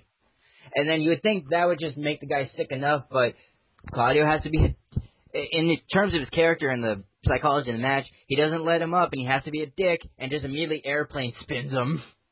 Yeah, and like after he releases from the airplane spin, he just like completely and gets a 2 count. He just picks him right back up and does the big swing, and Tahiro like drop kicking him like at the end of it. Then that's like an awesome. That's just like a creative one. Like I love that spot. I mean, it just shows you how well that Chris and Claudio know each other, where they can just like, okay, I trust you to do this move, so I'm gonna spin here and I'm gonna time it just right. And it got to the point we've done that move so many times where I don't even have to like look you in the eye and be like, ready? It's just like second nature to them how they pull that move off. Yeah, but like it makes Charlie look totally badass too, because he kicked out of the UFO spin and then he kicked out of that move. I kind of find this finish a little bit questionable, but they take Chris Hero, Benjamin, and Haas, and they do a double Alabama slam on him. Yeah, it was a little anticlimactic. Although beforehand, when they took the rolling elbow and threw it into the crowd, that was pretty cool. Oh yeah, the roaring elbow, like that always like. Yeah, really they took the loaded elbow and Charlie just threw it into the crowd. I mean, if it would have just ended on he throws it and then they get an epic fucking move, that would have made it more climatic. But the double Alabama Slam was anticlimactic, but that's the only bad thing I could say about the match. It was impactful nonetheless. It's just like really that, but it wasn't like really that's how you're gonna finish him off. But yeah, wasn't disappointed to see like new tag champs, but nonetheless, like All Night Express are gonna take it like a few months down. I mean, that's my theory. I think that they're definitely the up and comers. Going into the match, if I wasn't going into there thinking, oh, the title is gonna. No, I suspected Charlie and Benjamin to retain, and rightfully so, because they're gonna have a long reign, and they're a tag team where they're the tag team where you're like, I want them to have a long reign. I mean, there are other tag teams like the American Wolves that I would probably book to have longer reigns than Charlie and Shelton, and that's not. This isn't going to be derogatory towards them, but it's like I would trust Eddie Edwards and Davey Richards as a tag team to go further in a reign and to like be like, oh, I can trust you to have the belt for 7 months because you have the work rate to do it. Whereas Charlie and Shelton, I know they're going to defend those titles hard and be the best athletes they can be, but again, I wouldn't book them that long to be champions. Like, at best, I'd book them like 5 months and then have them drop the belts and just still be a serious threat and then give them a second reign later. But I wouldn't have them to have that long of a reign. Like, do you understand what I'm saying? Yeah, kind of. I don't know. I just think, like, a few months down the line, the Express will probably take it. Oh, I agree. I'm just saying on the sentiment of I didn't expect them to lose the match right now, and then this goes into what I feel about the booking status of it. But for this match, I didn't expect them to lose. Yeah, like, I certainly didn't expect the Kings of Wrestling to retain. Like, there's like all those talks about them like working some kind of dark matches for the WWE or whatever, or working around the ring or whatever. They deserve it. I mean, as much it would pain me, and I wouldn't really want them to see. Unless it was going to be a meaningful change where WWE hires somebody who has a good wrestling mind and knows what to do with these guys. The first, if they do sign them, the first blow that we're probably going to feel is when they change their names. That's gonna fucking kill me. Yeah, it's gonna make me die a little bit. Especially Castagnoli, like he's everything with his name and his gimmick. Yeah, you just can't. Very European, and it fits him very well. But like nonetheless, like really glad to see this match. Yeah, but going to the WWE thing, just to bring up one other point, it's also good to see like these guys worked hard and they did.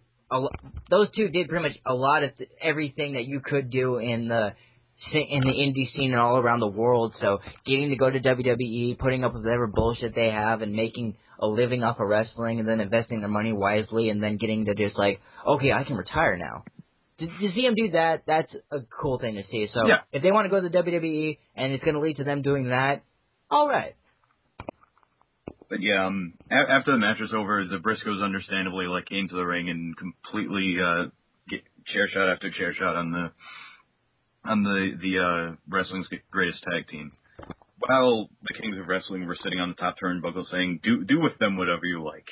Yeah, that was pretty cool. And I also liked how, I just liked how I never seen Shelton or Charlie get their ass kicked that much or that bad. Yeah, you just don't think a situation like that's capable of happening. But nonetheless, not to be outdone, the All Night Express then hit the ring, and they have some.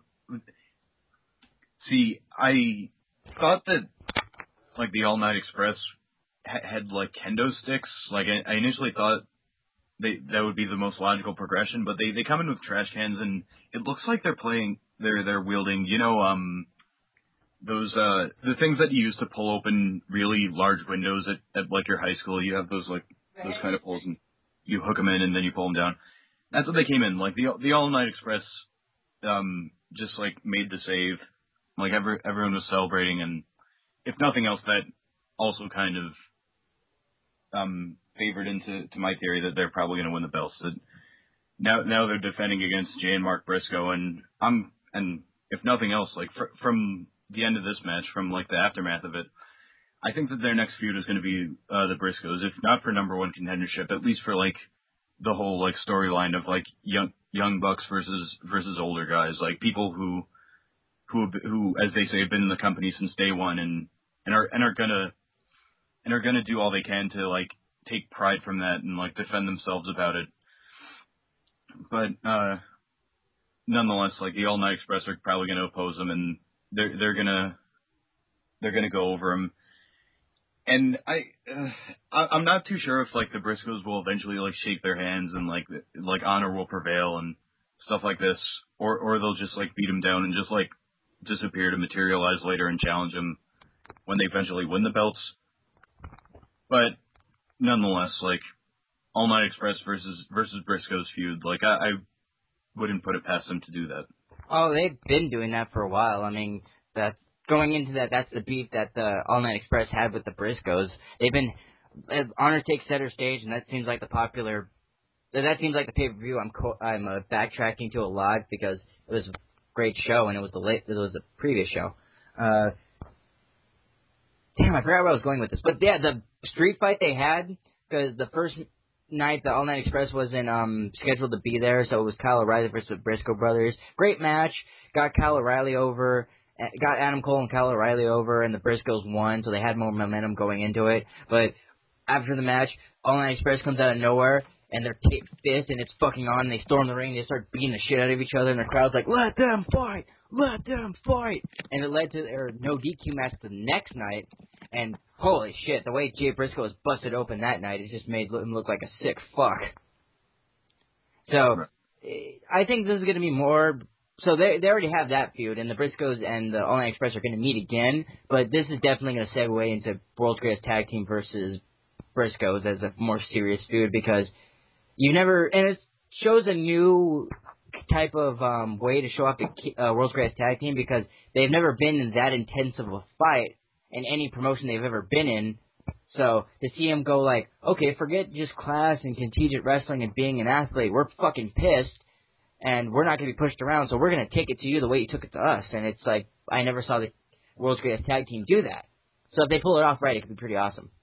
Yeah, why not? And now, sorry we couldn't sizzle this or suspend this too good, but we're getting to the main event. There isn't any way to sizzle it. This was just we have to talk about this. It was.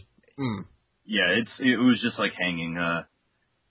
I mean, honestly, you're gonna have to take the reins from this. I'll hit in with a couple of comments, but this is all you, because you know a lot more than ROH. Again, listeners, I apologize immensely for my ignorance. But hey, it's I just showed up to see good wrestling. This was built up much better than when I saw ROH the first time a few months ago. And yeah, and I actually had to talk him into going. Not that he hated ROH, but I actually was just do it, do it, do it, do it, do it, do it. Oh no, he definitely didn't have to talk me. I was looking forward to this. Yeah, he was looking forward to it, but I remember Chris was well, they're having the show. You, Chris, were they're having the show. I wonder if I should go. I'm yes, do it, do it, do it, do it. And this the tentativeness was because I didn't know if I'd return from Canada in time. I was going on vacation, but nonetheless, I'm most likely going to order tickets for their event on, I believe it's the 17th of September also. Really? Like, and Cool. by that time, the show will probably have started, so. I swear to God, dude, one of these days I'm going to fly out to just, like, New York from Sandy and just go to an ROH show at the Manhattan Center. Yeah, I wouldn't mind, man. I'd look forward to it, but anyway. Oh, hell yeah, dude. We're going. We're taking pictures. We're doing the fan things. We're representing DarkMatch. We're doing whatever the hell we have to do. But enough talking about that. The reason I talked Chris solely into this match, and this was just when they announced one match, and it was this match. And just on the base of this match, where I was already going to order this pay-per-view, but I had more of a reason to watch this match now this pay-per-view now because of the match that we're about to talk about, which was Eddie Edwards versus Davey Richards. And holy shit, this was a match. Yeah, there's like not enough to say. Like, it's like you were comparing it to Gibson versus Danielson when Dragon originally won the title, and yeah, like, I have to compare it to that.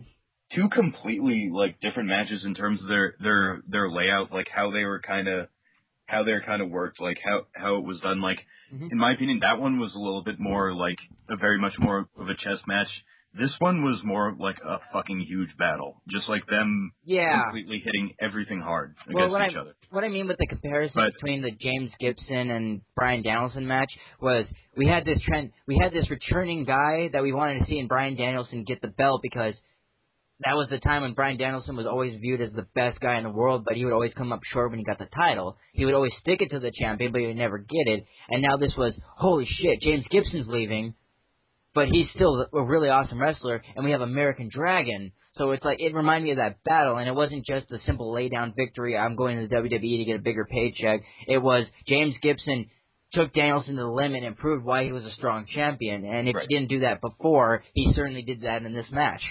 And that's how I can compare it to. I mean, But that's how I can compare it to. I definitely do agree with you in that. I probably should have like rephrased it in that like the pacing of it was different. Like, oh, I know what you mean. I've never seen such like because like Davey and Eddie were only tentative for like the first 2-3 minutes, and then like he like Richards like hooks in he like kicks him in the head. He hooks in like a Texas cloverleaf, and Edwards completely reverses that and does a sit out F5.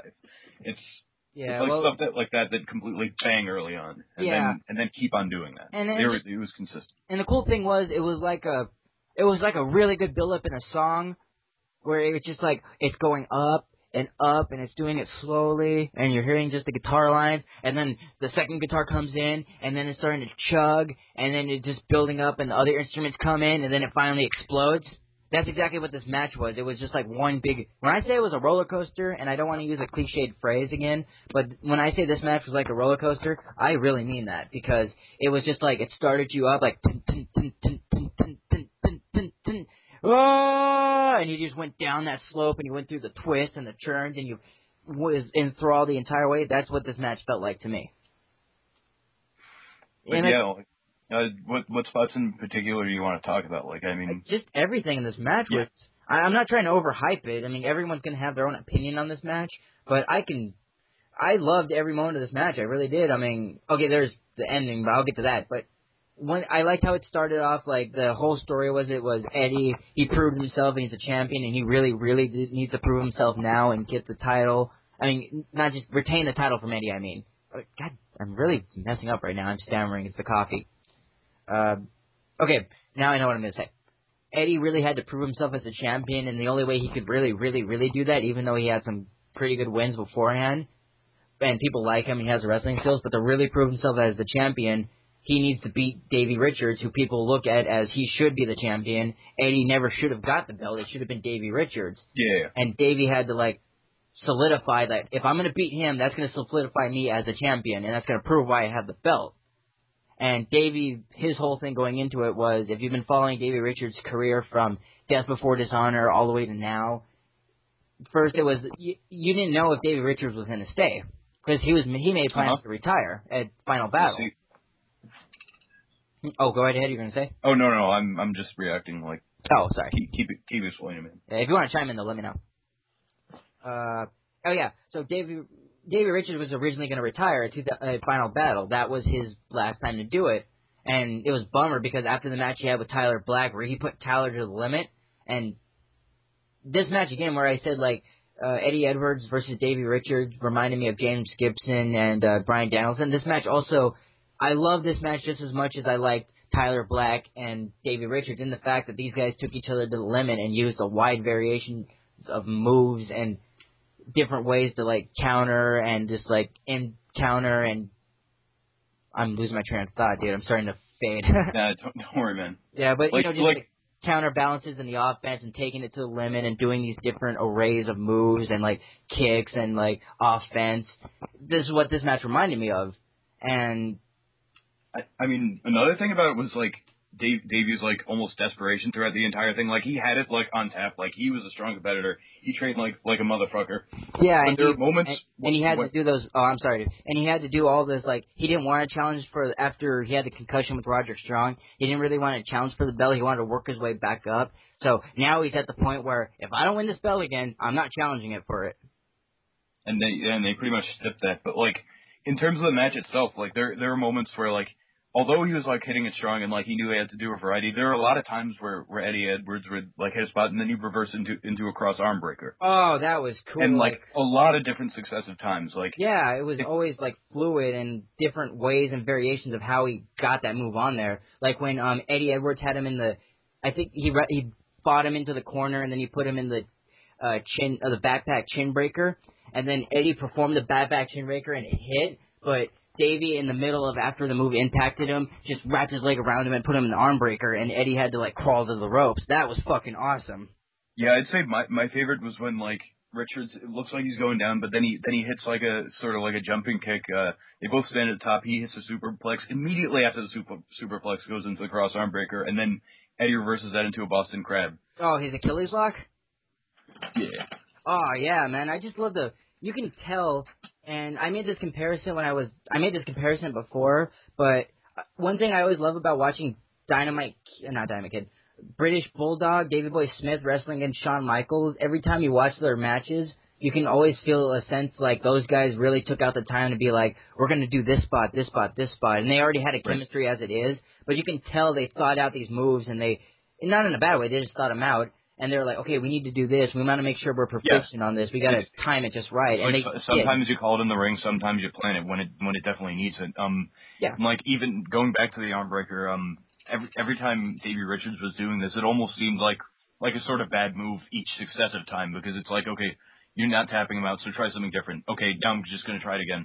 But like eventually, like towards the end of the match, he drops the arm breaker and then starts going for the ankle lock. Yeah, and what was cool about that was it showed that both Davey, because, you know, Eddie Edwards went for the Achilles lock too, but both Davey's and Eddie's entire psychology in the match was just based on, okay, I have to hit him hard, but I also have to wear him out, so I'm going to work this joint and his arm, and it's going to make him hurt so he can't pull these moves off as good, and it's going to hurt so it's going to ache during the match, and now I'm going to go for his ankles. Yeah, he was really, like, Eddie was selling the bad arm, like, for like a good portion of the match. That was something that they emphasized very well. Yeah, and they both emphasized that very well. It's like through the course of the match, they just kept like, oh shit, this hurts.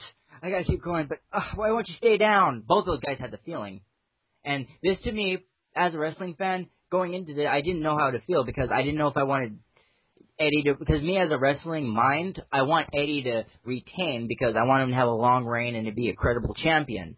But with what was built up around him, with Davey never challenging again if he didn't lose, or just for the fact that I love Davey Richards so much, I want him to see him as a champion. But my wrestling mind hinted where I'm like, well, I want Eddie Edwards to retain the title because it's going to make him more of a credible champion, and that's what I would do if I was a booker. But at the same time, Davey Richards is really over, and I love Davey Richards. I want to see him. And in the middle of this match, I just stopped giving a fuck about who would win. I didn't even care who won. And that's how I knew I really fell in love with this match, like I did Tyler Black versus Davey Richards, because it got to a point where originally I was rooting for this guy, or I didn't know how to feel in Tyler Black versus Davey Richards. I was rooting for Davey, but in this match, I didn't know where I wanted the belt to go, or how it did. You know, I didn't know I wasn't sure how it felt. In the middle of the match, though, I was like, fuck this.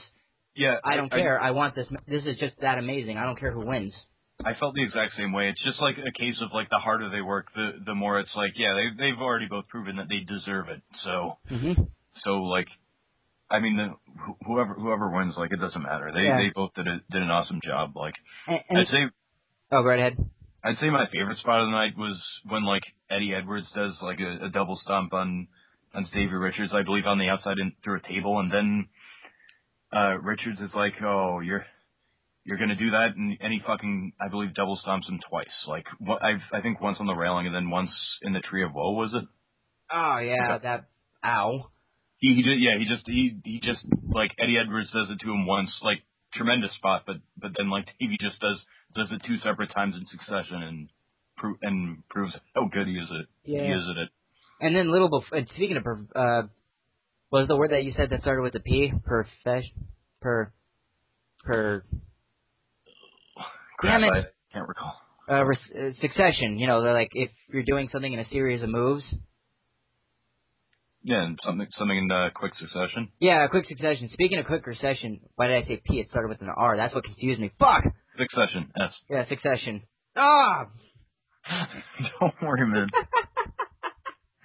Don't edit this, no leave. Keep that in there. Sure you don't have a latent case of dyslexia? I'm pretty sure I do. I wouldn't be surprised. Okay. Because I get ahead of myself a lot of times. I mean, anyone listening to DarkMatch knows that. I love how in person, I just love how we're just chatting like we're bullshitting instead of just making it really serious. That's awesome. Yes. Getting back to the match though, speaking of succession, one thing I loved, one spot that was really cool was Eddie just battled Davey to the ropes, and was it? I remember Eddie battling Davey to the ropes, and then Eddie was already on the outside. No, okay, Davey Richards battled Eddie to the ropes, and then he went outside. And then Eddie just jumped over the ropes and just did that kick, and then Eddie just ducks it first, and then Davey comes back and just kicks him in the face and chest again, and it got that sound that kick made. I can hear that, I mean, did that ring out when you were there? No, I don't quite remember that, but like it was just like there's so many like spots that the crowd just like reacted to that were just damn huge. It's like, it's almost hard to differentiate.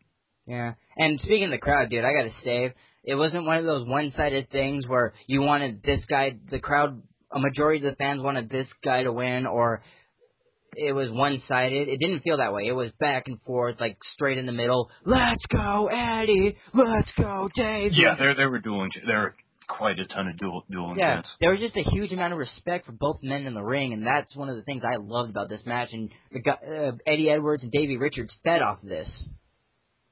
Like, you know, they're already going into this match, we're going to do the best job we can, and we're going to perform to our best, because that's what we do as athletes, and that's what we should do for the fans. But just hearing I'm pretty sure the fans' reaction fueled them to do even, like, heavier spots or improvise cool stuff or kick harder.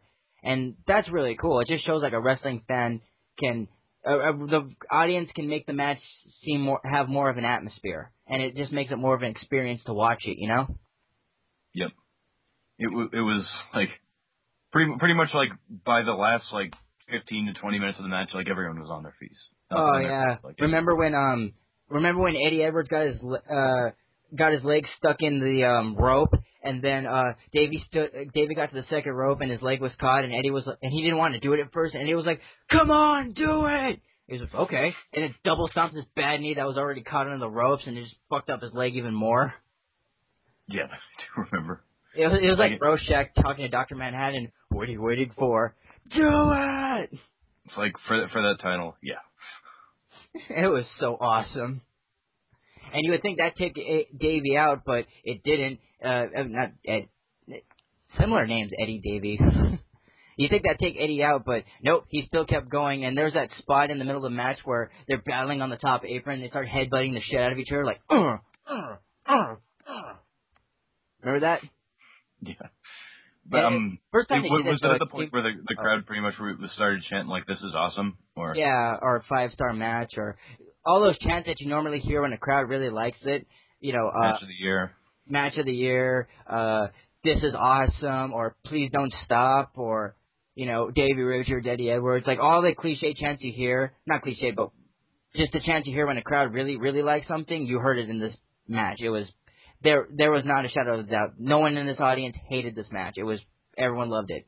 Yeah, just like going down the list again. Like there's another one where Richards just like blasts him with a super kick and then hits the ankle lock immediately after, and Edwards reverses it into his own, and then Richards reverses again into a heel hook, and like more great submission spots. Yeah. Remember when Eddie Edwards did, like, remember when Eddie Edwards did for the 2K bomb with the count at 2, and after the 2 count, he just, like, Davey kicks out, and then in the middle of the air, Eddie just grabs his leg and just puts him into the Achilles lock again. Yeah. And he held it for, like, 10 minutes where it's like, ah! But one thing I loved about the match, and I say the roller coaster, it didn't give you a chance to breathe because you're just like, what's going on? No, what? Yeah, like in terms of that spot, doesn't like completely after the Achilles, that he just like does another like cloverleaf. I think so, because there's a spot in the. It's hard to remember because there's a lot of rapid succession spots in this match where there's like series of moves or reversal or counter reversal. So it's like to say like, oh, which set it was, you have to be very specific. But I do remember a set where it was like Eddie had him in this submission and then Davey got the upper hand and put him in a Texas cloverleaf. Oh yeah, but oh man, I said like when someone threw a streamer in the ring in the last match and people started chanting what a dick. I said, oh, that'll favor into the next match. I didn't get to explain that before the match because like this was something we were anticipating doing and we tried to, but nonetheless, before the match started, someone came out into the ring and he was like, we would appreciate it if you would save your streamers for the full ring introductions, not when they're entering, but for the full ring introductions. Like we want to make it look as good as possible. Really? Yeah, and like. So no one, and I was like sitting near people and I was like, yeah, that's not going to stop them. They're going to throw them in when they enter. Like people, smarks and any kind of wrestling crowd, they like being sort of playful trolls. So they come in, no streamers thrown. They fucking get introduced, like fucking tidal wave of them. Oh my god, dude, it felt like, and this is what ROH always had an early influence from, but like the Japanese matches, that's why they're cool with the streamers. And this match felt like one of those big epic, like, 40-minute matches you would see at like Pro Wrestling Noah or All Japan or New Japan or whatever. Versus Kawada or something like that kind of thing. Or like Kenta Kobashi versus Masawa. It just had one of those big area feels where everybody was there. And when they threw those streamers, both guys, that whole ring was swamped. Speaking of Kobashi versus Misawa, there were a lot of times where like Eddie Edwards would be laying out the chops and then Richards would be countering with elbows. And I believe he did a roaring elbow sometime in the midst of the match. That sounds like something one of those guys would do. Yeah. But yeah, if it sounds like we're just trying to come up with things to say, that's because there's a lot of awesome moments where we're like, we have to talk. Like Chris, would you agree? This is one of those moments where it's like we have to try to talk as much as we can about this match because. Yeah, and it's hard to like talk about it in any cohesive order because like we're just like shooting off like things that we remember. Yeah, I'm glad though this match gave us a lot of things where we don't have to watch this pay-per-view again or we have to look at notes. We can just like, oh yeah, this is still fresh in my mind because it was that awesome.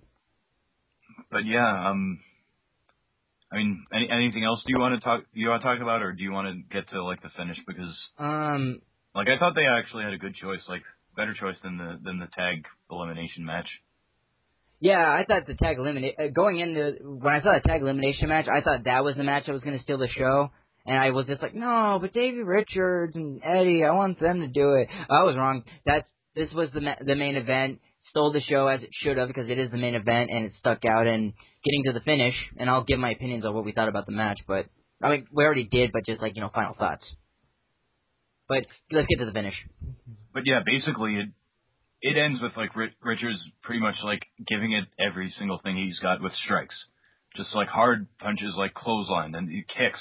Like, every single time, like, Eddie gets back up. Like, more kicks, more pretty stiff-ass kicks to the face, but, like, Edwards gets up once again. And like, he keeps on repeating, and Edwards keeps getting back up. But then, like, for the very precision last killing blow, Davey Richards runs to Eddie seated, Shining Wizard pin. But even before that, it was just like, I can hear him say, "You'll always be my brother." Wow. Obviously the ring mics picked that up awesomely. I did not hear that at all. Wow. I heard that. You got the privilege of that. Because he was just, and he felt like he was tearing up too. He's like, "You'll always be my brother." He kicks the Yeah, shit that out of him. Shining Wizard was fucking awesome. I mean, granted, the match was a little more anticlimactic. Like you can argue that I disagree. ending, I thought that was just like pretty much okay. Final blow. I thought that was the best way to do it because they already did the hard hitting shit. So they're both worn down to the point where if you just kick them hard enough, they're gonna go down. I thought in that regard it was good. But if one wants to argue that this was an anticlimactic finish, I see where your argument's coming from. And me myself, I would have loved to see a Texas Cloverleaf finish or Davey doing the shooting star press. But this was awesome. I'm just giving the opposition, the devil's advocate. But yeah, nonetheless, like this went like above and beyond my expectations. I mean, even as someone who is like not too familiar with like the general like aura around those two, whether as a tag team or now as people who are like trying to tear it up as singles wrestlers. To me, it was one of those. I didn't want to go into this match like just with the completely biased opinion where I was like, oh, this is gonna be match of the year automatically, just knowing these two. I know this was gonna be an amazing match, but I didn't want to just build it up like that and be unfair to it. Like I want to build it up and get my hopes diminished or just give it too much credit. So I just went into it going, it's gonna be a good match, but I don't want to like overblown it or jinx it by saying it's gonna be match of the year and having it be okay. But after the end of that match, no, even in the middle of that match, I knew this was going to be a match of the year candidate. And I think, honestly, this could be like the match of the year, straight up. I'm not going to say I love Eddie Edwards, I love Davey Richards, and it might make me sound a little bit like I'm more for ROH, which I am, but this is a match of the year candidate because it's going to be hard throughout the rest of this year to present matches that are going to be better than this. And any other candidate really has to bring it. Like the mainstream kind of promotions either. Like they're really gonna have to pull something. Like I certainly don't think it's like people would argue that like last year Shawn Michaels and Undertaker was the match of the year. You can't make that same argument with Triple H and Undertaker. They fucking made a big match, but beyond like WrestleMania, like 27 being balls, like just beyond that, like like it just didn't match up to anything like this. Like yeah, I mean. And to go into that point further, I remember last year, or was it 2009? Final Battle. Yeah, okay, it was 2010. 2010, Death Before Dishonor, Davey Richards and Tyler Black. I called that the match of the year because I thought it was fucking spectacular. And this is after I saw Shawn Michaels versus The Undertaker Part 2, which was an awesome match. But to me, it represented like if either one of those matches, like if Shawn Michaels and Undertaker won the match of the year that year, I wouldn't have been mad because I'm like, oh, it makes sense because they're the veterans. They know how to tell that type of story, and they rightfully outshined everyone else in that company that night. But it was also a representation of like, okay, these are the old guard, and they can still pull out a match of the year, and this is the new guard, and Davey Richards and Eddie Edwards, and they're just like this. No wait, Davey Richards and Tyler Black on that year. They're avant-garde, but not in a pretentious way. Yeah, well, they're just like the new, like the faces that can put on a match of the year quality. Whereas just like in WWE, they're the two guys, Undertaker and Shawn, where those two guys that can bring out a match of the year. And Davey Richards and Tyler Black, they're just like they're the new guard in the sense where it's like they're the new guys and they're gonna be match of the year in this extent where this are what the new guys can do, and this is the type of match of the year they can bring, and this is. And the other match was just like the old Flair coming back, you know? I mean, not Flair, but just like the pizzazz. Right. But, so either or. But going off where I was going to say, though, you had that competition from WWE last year. This, so, like you said, Triple H and Undertaker, not as good as this match.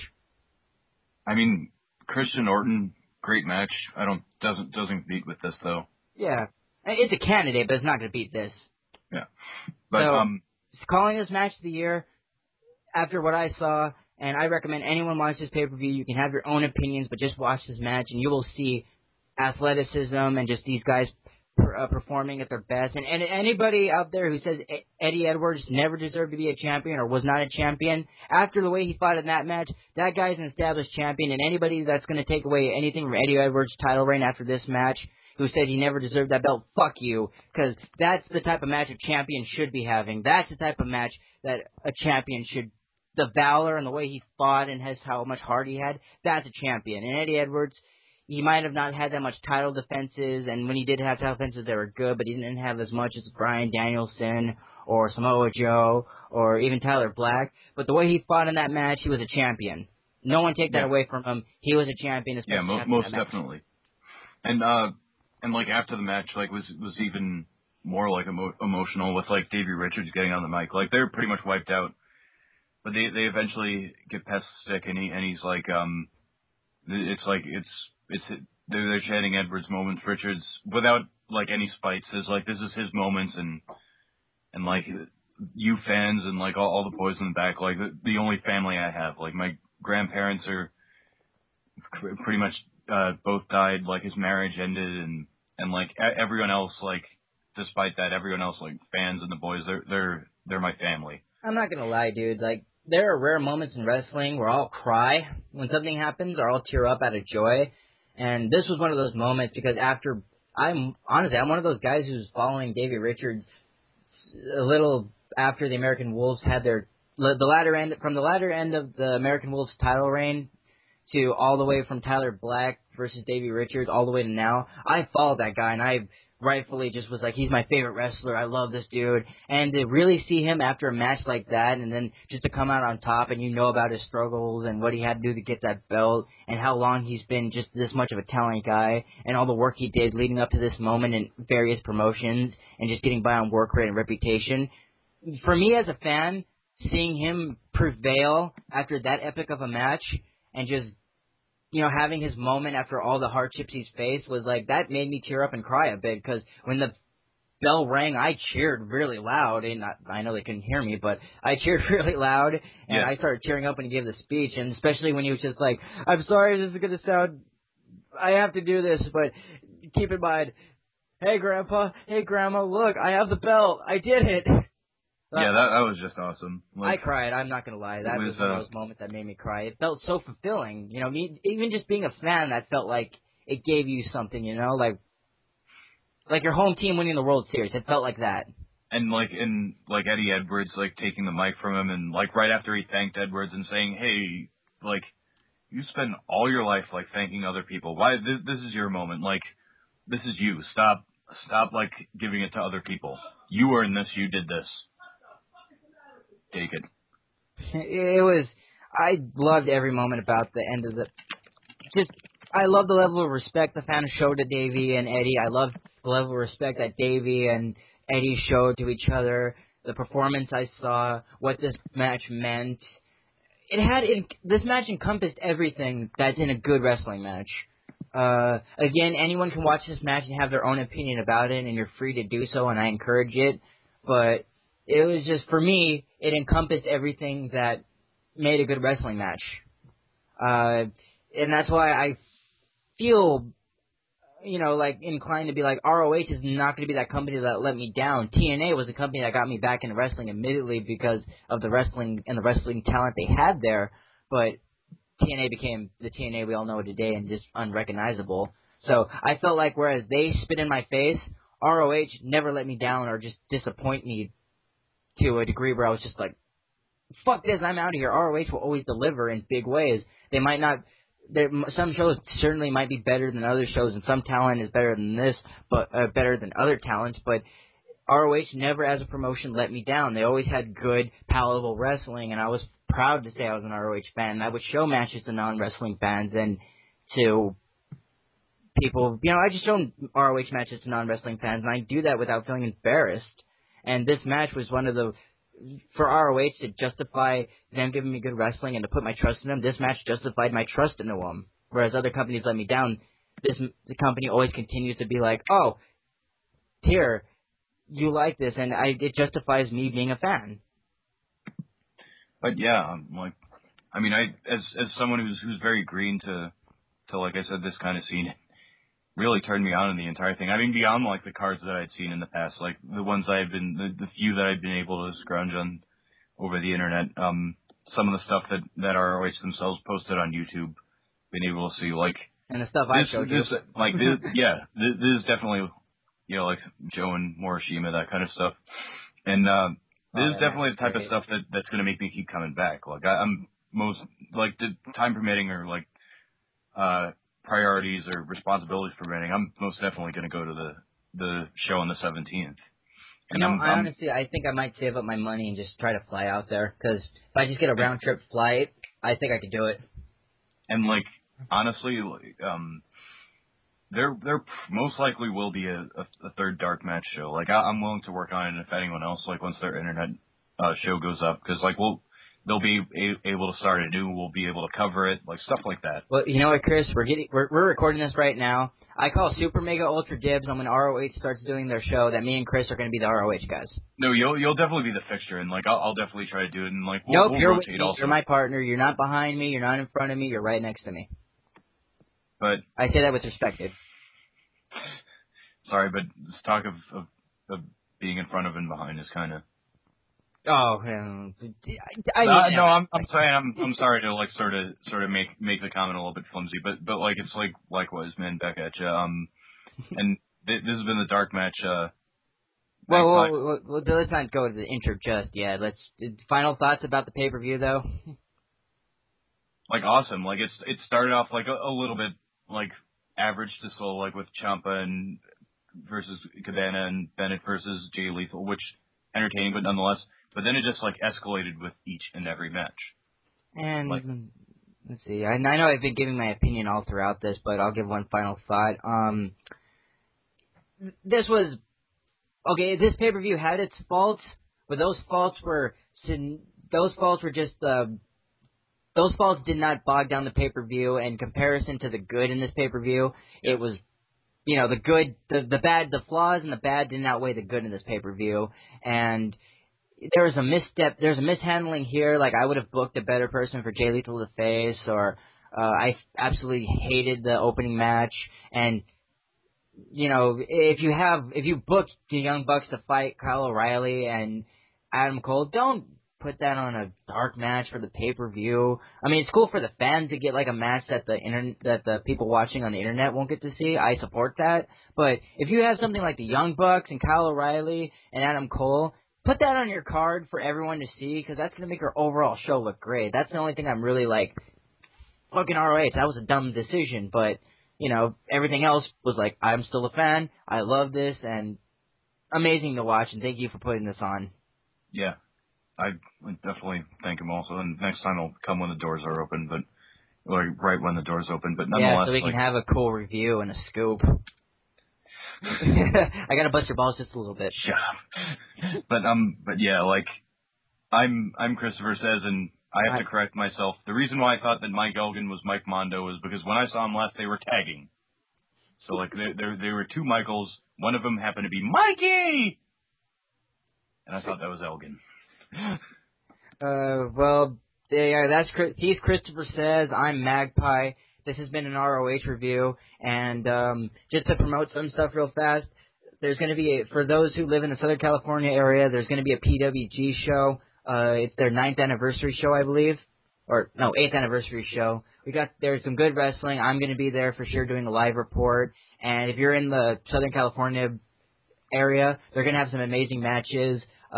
Davey Richards is challenging Claudio Castagnoli for the PWG World title. Yeah, I heard about that. Yeah, the Young Bucks are going to take on the team of Kevin Steen and SEMA.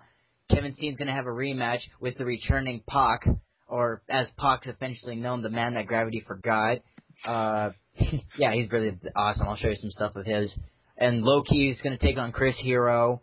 The Dynasty is going to go up against the Rock NES Monsters. And Rock NES, if you don't know about them, they're this SoCal tag team. Freaking awesome. I know I'm really trying to promote PWG and taking up a lot of time, but I have to. Oh, yeah, and those guys are obviously nerds because Rock NES is an emulator.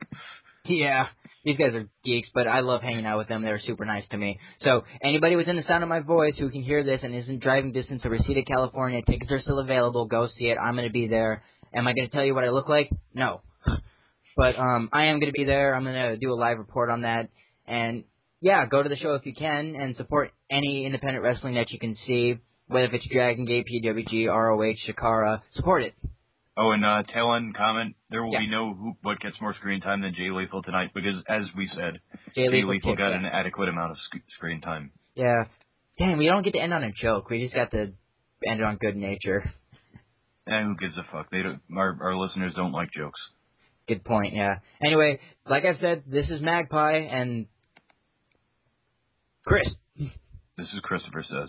And we're out. We hope you enjoyed the show and our wordiness aside. Have a good night. Love you. Support wrestling. Yep. And where's the reporter? Damn it. Oh, dude, great show. I'm glad.